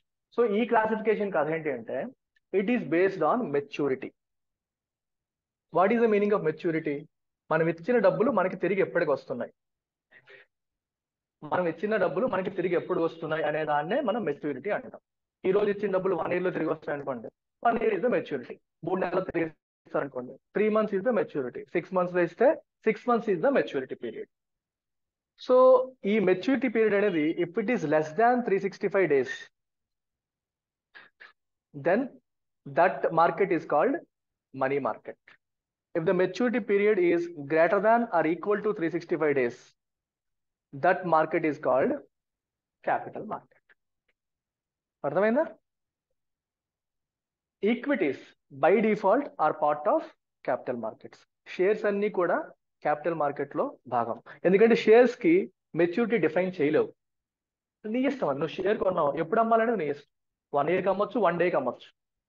But by default common sense మీరు లాజికల్ గా ఆలోచిస్తే షేర్స్ కొంటున్నాము అంటే అర్థం ఏంటి? You are buying a part of business. అంటే బిజినెస్ లో ఒక భాగాన్ని నువ్వు కొంటున్నావు. బిజినెస్ లో ఒక భాగాన్ని కొంటున్నావు అంటే లిటరల్ మీనింగ్ ఏంటి? You want be a partner in that business. ఒక బిజినెస్ లో నువ్వు పార్ట్నర్ అవుతున్నావు అంటే అర్థం ఏంటి? నువ్వు లాంగ్ టర్మ్ థింక్ చేస్తున్నావనే కదా. అందుకని షేర్స్ ని లాంగ్ టర్మ్ ఇన్స్ట్రుమెంట్స్ కానీ చూస్తారు. బట్ ఈ రోజుల్లో జనాలు ఏం చేస్తారు? పని పాట మానేసి ఇంట్లో కూర్చొని స్క్రీన్ ముందు కూర్చొని కొండం అమ్మడం, కొండం అమ్మడం, కొండం అమ్మడం. ట్రేడింగ్ అంటారు దీన్ని. 24 గంటలు అదే పని. రోజంతా ఎలా అతుక్కుపోతారు స్క్రీన్లకి. స్క్రీన్ చూసి చూసి చూసి కొండం అమ్మడం, కొండం అమ్మడం. దాన్ని ఒక కంప్లీట్ ఒక ఏంటంటే ఒక వేరే రకంగా మార్చేశారు. స్టాక్ మార్కెట్స్ ని ఇన్వెస్ట్మెంట్ లాగా చూడాలి. అలా చూడడం మానేసి ఇన్స్టెంట్ రిటర్న్స్ జనరేట్ చేసే ఒక ఇంజిన్స్ లాగా చూస్తున్నారు. చూస్తూ ఆ మోడ్ లోకి వెళ్ళిపోతున్నారు. So equity is by default part of capital market. And we have another market called money market where the maturity period is less than 365 less than 365 days అయినా capital market, less than 365 days అయితేనే money market. 1 year or more capital market, less than 1 year money market. Clear?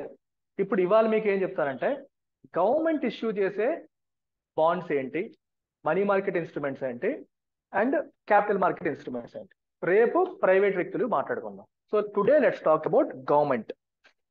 Government of India ఏం issue చేస్తుంది? నేను 4 పేర్లు రాస్తాను, 4-5 పేర్లు రాస్తాను, జాగ్రత్తగా చూడండి. 1 T bill, 2 cash management bill, 3 bond, 1 SDL and dated securities. ఇందులో ఈ 3 క్యాపిటల్ మార్కెట్కి చెందినవి, ఈ 2 మనీ మార్కెట్కి చెందినవి. ఓకేనా? we will talk about all of them one by one వెళ్దాం. బట్ ఈవెన్ బిఫోర్ దట్ మీకు ఈక్విటీకి డెట్ కి డిఫరెన్షియేటింగ్ ఫ్యాక్టర్ ఏం చెప్పాను? డెట్ లో ఇంట్రెస్ట్, ఈక్విటీలో డివిడెండ్. అలాగే డివిడెండ్. క్యాపిటల్ మార్కెట్ కి మనీ మార్కెట్ కి ఒక డిఫరెన్షియేటింగ్ ఫ్యాక్టర్ చెప్తాను. వెరీ ఇంట్రెస్టింగ్ ఉంటుంది.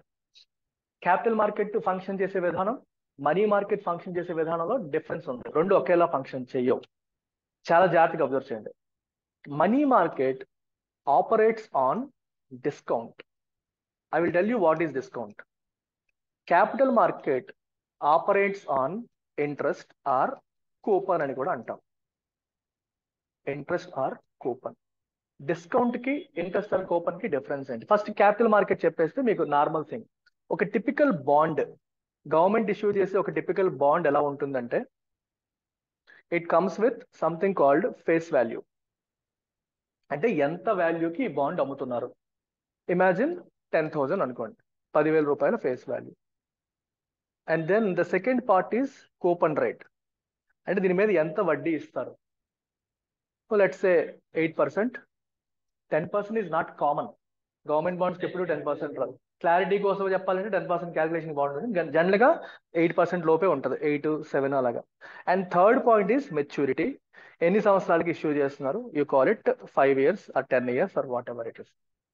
And then frequency of coupon payments. అంటే నీకు కూపన్ పేమెంట్స్ ఎంత ఫ్రీక్వెంట్ గా చేస్తారు? నార్మల్ గా హాఫ్ ఇయర్లీ, అంటే ప్రతి 6 నెలలకి నీకు వడ్డీ నీ అకౌంట్ లో పడుతూ ఉంటుంది. So if you are an investor, నీ దగ్గర 10,000 ఉన్నాయనుకోండి, నువ్వు ఈ గవర్నమెంట్ ఇష్యూ చేసిన ఈ బాండ్ కొనుక్కున్నావు అనుకోండి,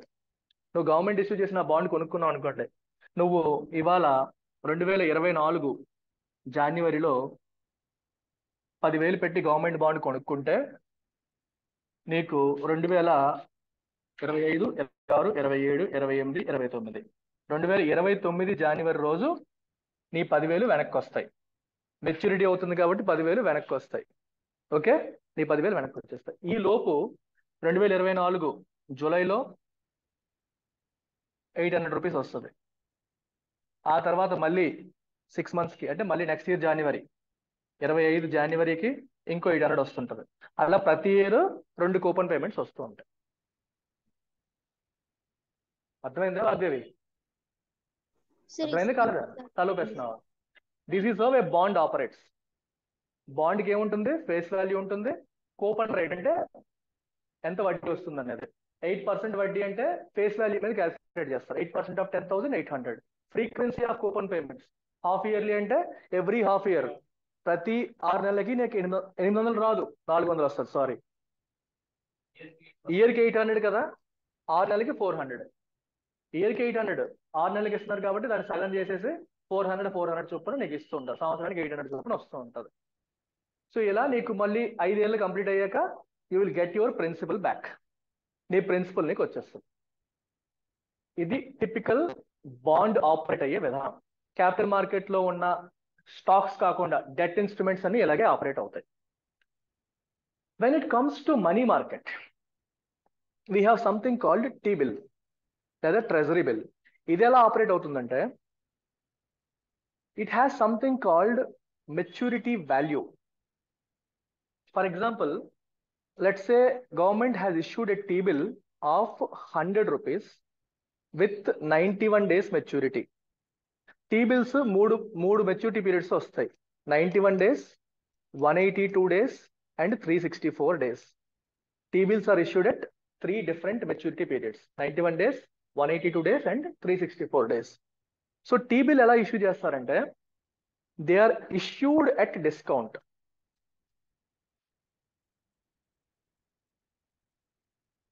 అంటే అర్థం ఏంటి?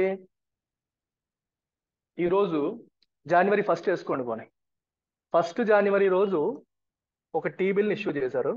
ఇది మీకు 3 నెలల ఒక రోజు వేసుకోండి. జనవరి 31, ఫిబ్రవరి 29 కాబట్టి 2 కలిపి 60 రోజులు అయిపోయింది. మార్చి 31కి 91వ రోజు. సో 31st మార్చ్ రోజు నీకు ఇది మెచ్యూర్ అవుతుంది. సో 31st మార్చ్ రోజు నీకు ఎంత వస్తుంది? 100 రూపీస్ వస్తుంది. నువ్వు పెట్టేది 100 రూపీస్ కాదు, నీకు వచ్చేది 100 రూపీస్. టీ బిల్ యొక్క స్పెషాలిటీ చూడండి. మనకి బాండ్ చెప్పినప్పుడు ఏం చెప్పాను? నువ్వు పెట్టేది చెప్పాను 10,000, వచ్చేది వడ్డీతో కలిపి వస్తుంది అని చెప్పాను. కానీ టీ బిల్లో వచ్చేది చెప్తాడు, ఫస్ట్ 100 రూపాయలు వస్తుంది, పెట్టేది ఎంత? దానికంటే తక్కువ. సో 1 జనవరి రోజు నువ్వు పెట్టేది లెట్స్ సే 98.2 రూపీస్ ఎంతో something like. So it is offered at discount. అంటే 100 రూపాయల వస్తువు నీకు తక్కువకి ఇచ్చాడు. ఆ 91 డేస్ కంప్లీట్ అయ్యాక నీకు 100 వస్తుంది. 100 పెట్టి ఎంత వస్తుందని చెప్పట్లేదు, నీకు 3 నెలల తర్వాత 100 వస్తుంది. ఇప్పుడు దానికంటే తక్కువ పెట్టు అంటావు. ఆ డిఫరెన్సే నీ ప్రాఫిట్, ఆ డిఫరెన్సే నీ వడ్డీ. సో ఎలా క్యాల్కులేట్ చేస్తావు? 100 మైనస్ 98.2 బై 98. నువ్వు పెట్టింది 98.2 కదా, ఇంటూ 365 బై 91 ఇంటూ 100. ఇక్కడ సంవత్సరం ఉంచట్లేదు కదా, 91 డేస్ ఉంచుతున్నాం. ఎలా క్యాల్కులేట్ చేస్తే నీకు ఎంత పర్సంటేజ్ వచ్చిందో తెలుస్తుంది. This is how you have to calculate. అర్థమైందా? ఇలా చేస్తే ఎంత పర్సంటేజ్ వర్కౌట్ అయింది అనేది మనకి తెలుస్తుంది. మనకి బాండ్స్ లో క్లియర్ గా వాళ్ళే చెప్పేస్తారు కూపన్ రేట్, నువ్వు ఇలా క్యాల్కులేట్ చేసుకోవాలి. ఇన్ఫాక్ట్ వాళ్ళు చేసి చూపిస్తారు కూడా ఎంత వస్తుంది మీకు అని. సో టీ బిల్ బాండ్ కి డిఫరెన్స్ ఏంటి? టీ బిల్ లో కూపన్ రేట్ ఉంటుంది, ఇక్కడ డిస్కౌంట్ రేట్ ఉంటుంది. The keyword here is discount. Capital market లో బాండ్ లో కీవర్డ్ ఏంటి? Coupon rate or interest rate. Whereas in money market the keyword is discount. Entire money market operates on discount. Money market లో మనం చాలా పేర్లు చెప్తాం. T bill, cash management bill, ఈ రెండు గవర్నమెంట్ ఇష్యూ చేసేవి. ఇంకా కార్పొరేట్స్ ఇష్యూ చేసేవి చాలా ఉంటాయి, వాటి పేర్లు కూడా చెప్తాను. బట్ అవన్నీ కూడా దే ఆపరేట్ ఆన్ డిస్కౌంట్. అంటే లెస్ దాన్ 365 డేస్ మెచ్యూరిటీతో నువ్వు ఏదైనా ఇస్తున్నావు అంటే you have to issue it at discount and redeem it at పార్. అంటే ఒరిజినల్ వాల్యూ పెట్టి నువ్వు రిడీమ్ చేసుకోవాలి. Remember this difference. ఈక్విటీ అంటే dividend, share in profits. Debt అంటే ఇంట్రెస్ట్ అన్నాను. మళ్ళీ డెట్ లో కూడా మనీ మార్కెట్ అయితే డిస్కౌంట్ రేటు, క్యాపిటల్ మార్కెట్ అయితే మీకు ఎలా కూడా అడుగుతారు. Debt market can be classified as money market, capital market. 365 days పైన మెచ్యూరిటీ ఉంటే క్యాపిటల్ మార్కెట్, 365 డేస్ లోపల ఉంటే ఈక్విటీని క్లాసిఫై చేయలేవు. Equity is directly capital market. Equity money market లో ఉండదు, ఎందుకంటే equity is by default considered long term. ఎందుకంటే బిజినెస్ లో భాగం అనుకుంటున్నావు కాబట్టి లాంగ్ టర్మ్ అనేది మనం అర్థం చేసుకోవాలి. ఈజ్ దట్ క్లియర్ అమ్మా? మనీ మార్కెట్ లో డిస్కౌంట్, క్యాపిటల్ మార్కెట్ లో కూపన్. ఈక్విటీలో profit or discount, dividend. Money market debt లో ఇంట్రెస్ట్ ఆర్ కూపన్. ఇవి మీరు గుర్తు పెట్టుకోవాల్సిన keywords. If you have some energy let's go through what the RBI is saying.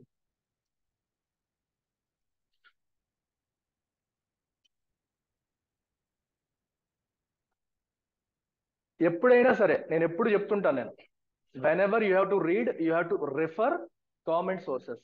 Reserve bank of India తన website లో government securities market ఏ primer అని చెప్పి neat గా ఇచ్చి డెఫినిషన్లతో సహా ఇచ్చింది. What is a bond, what is a government security, ఇలా రకరకాలు మనకి ఇచ్చేసారు.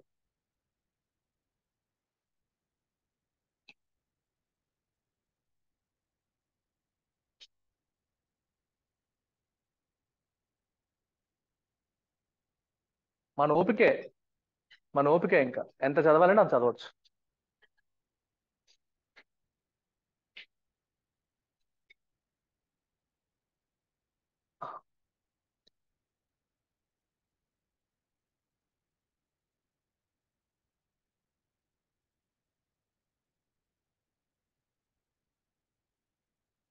సో కొన్ని చూద్దాం డెఫినేషన్స్. ఆర్బీఐ వాడు ఏం చెప్పాడు.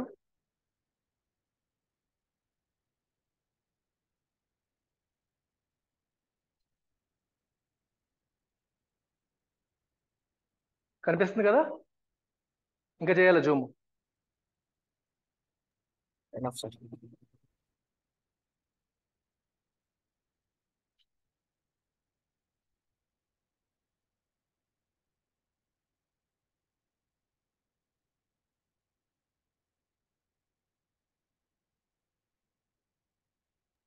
ఇవి డెఫినేషన్స్ ఇలా ఉంటాయి మీకు. చేసుకోవాలా సార్? చదవగానే మీకు కొంచెం భయం వేస్తుంది.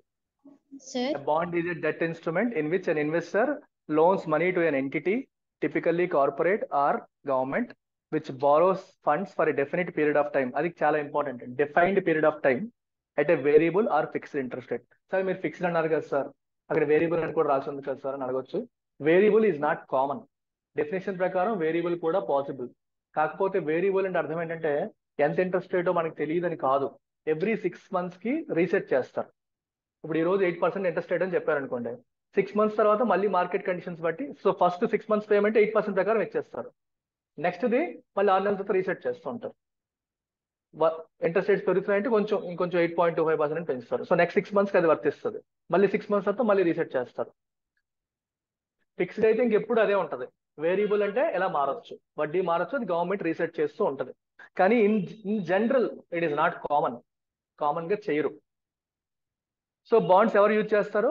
By companies, municipalities, states, sovereign governments. దేనికోసం? To raise money to finance a variety of projects and activities. చదువు.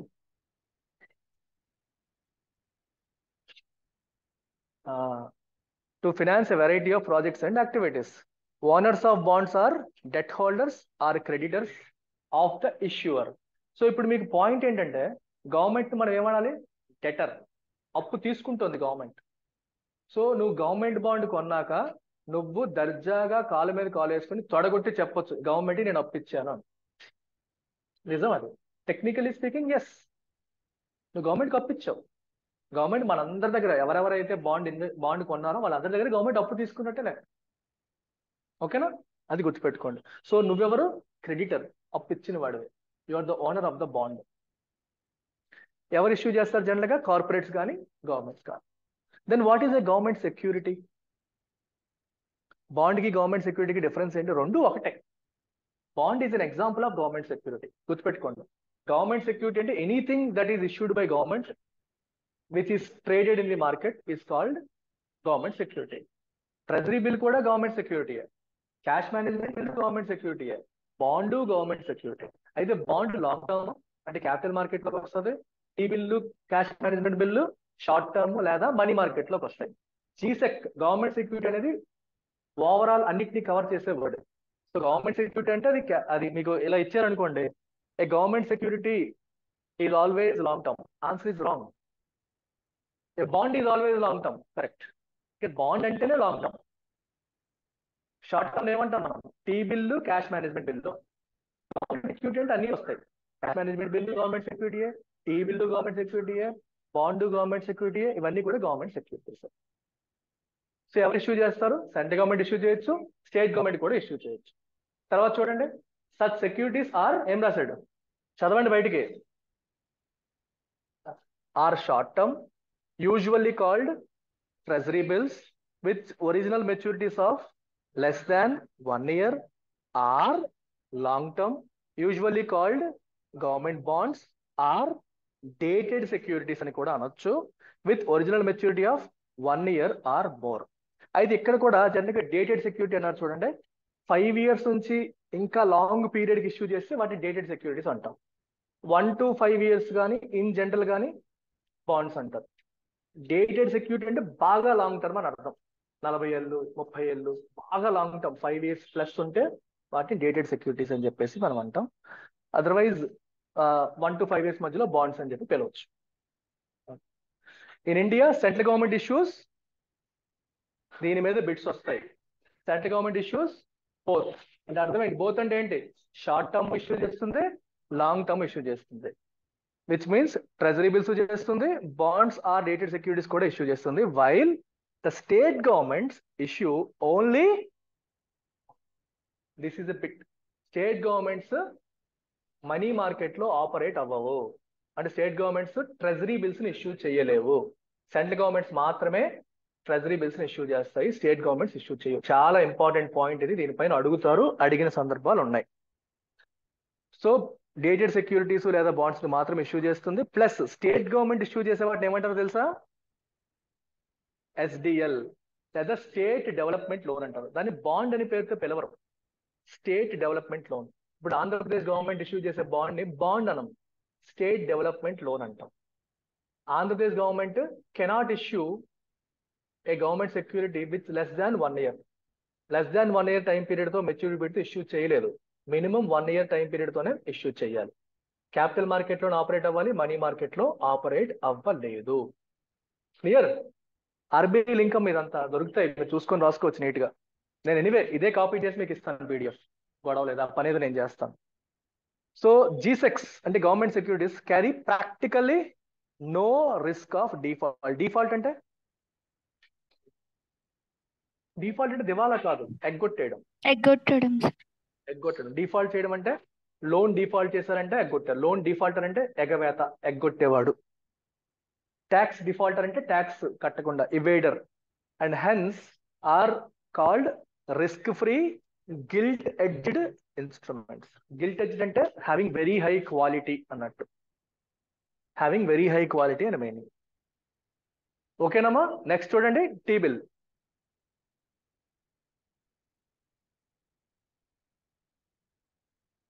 Treasury bill which are a market అవి, అదే రివిజన్ చేసుకోండి. They are money market instruments. They are short term debt instruments issued by government of India. Andhra Pradesh government, only government of India. State government cannot issue government of India, money market. yes, government of India. And or presently issued in 3 tenors. ఏంటవి? 91 days, 182 days and ఇది కూడా అడుగుతారు. Can a T bill be issued for 40 days? No. T bills 91 days, 182 days, 3 segments లో వస్తాయి. Treasury bills are zero coupon securities. ఎందుకు? T bills లో coupons ఉండవు, discount ఉంటది. కూపన్ రేట్ ఎంత టీ బిల్ కి ఆన్సర్ ఉండదు. We have discount rate but coupon ఉండదు. అందుకే వాటిని జీరో కూపన్ సెక్యూరిటీస్ అంటాం. They pay no interest. మీకు వర్కౌట్ అవుతుంది కానీ అది ఇంట్రెస్ట్ ఇస్తుంది అంటారు. They pay no interest. అది ఇంట్రెస్ట్ ఇవ్వకపోతే ఎందుకు sir? But you're buying it at discount. 100 రూపాయలది నువ్వు తక్కువ కొనుక్కుంటున్నావు, 100 రూపాయలు అమ్ముకుంటున్నావు. అది instead they are issued at a discount and redeemed at the face value at maturity. నేను చెప్పిన పాయింట్స్ అన్ని తగులుతాయి కదా, at maturity. For example, a 91-day treasury bill of 100 rupees face value may be issued at say 98.2, that is at a discount of say rupees 1.80 and would be redeemed at the face value of 100. The return to investors is the difference between the maturity value or the face value and the issue price. Then next చూడండి, cash management bill.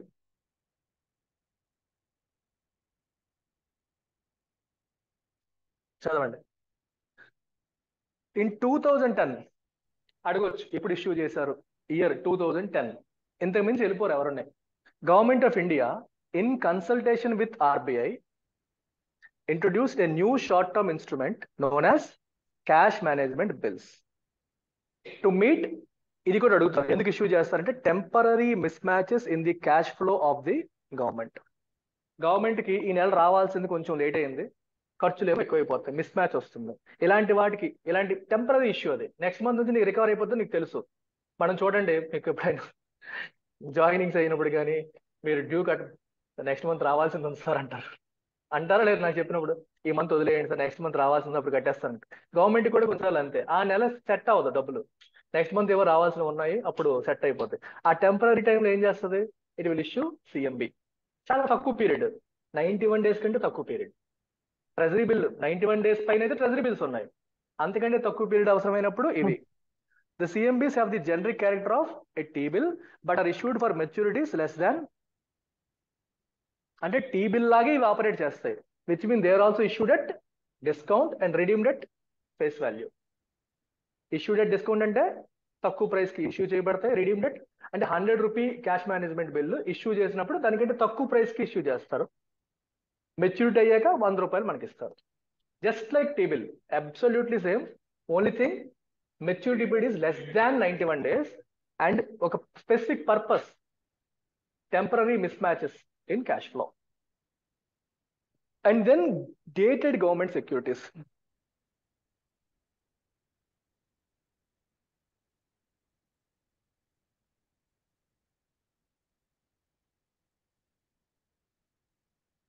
Dated government securities are securities which carry a fixed or floating coupon. ఇందాక మీకు చెప్పాను variable, floating అంటే variable, which is paid on the face value. అంటే అర్థం ఏంటి, ఆ coupon rate 8% అన్నారు అనుకోండి, 8% దేని మీద, ఫేస్ వాల్యూ మీద. 10,000 అనుకోండి ఫేస్ వాల్యూ, 8% ఆఫ్ 10,000 క్యాలిక్యులేట్ చేస్తారు on generally half yearly basis. Generally the tenor of dated securities ranges from 5 to 40 years. ఎక్కువగా 5 to 40 years వరకు చేస్తుంటారు. నెక్స్ట్ మీకు బిట్ రావచ్చు. The public debt office of RBI acts as the registry or depository of G-Secs and deals with the issue, interest payment and repayment of principal at maturity. Most of the dated securities are fixed coupon. చెప్పాను మీకు variable common కాదని.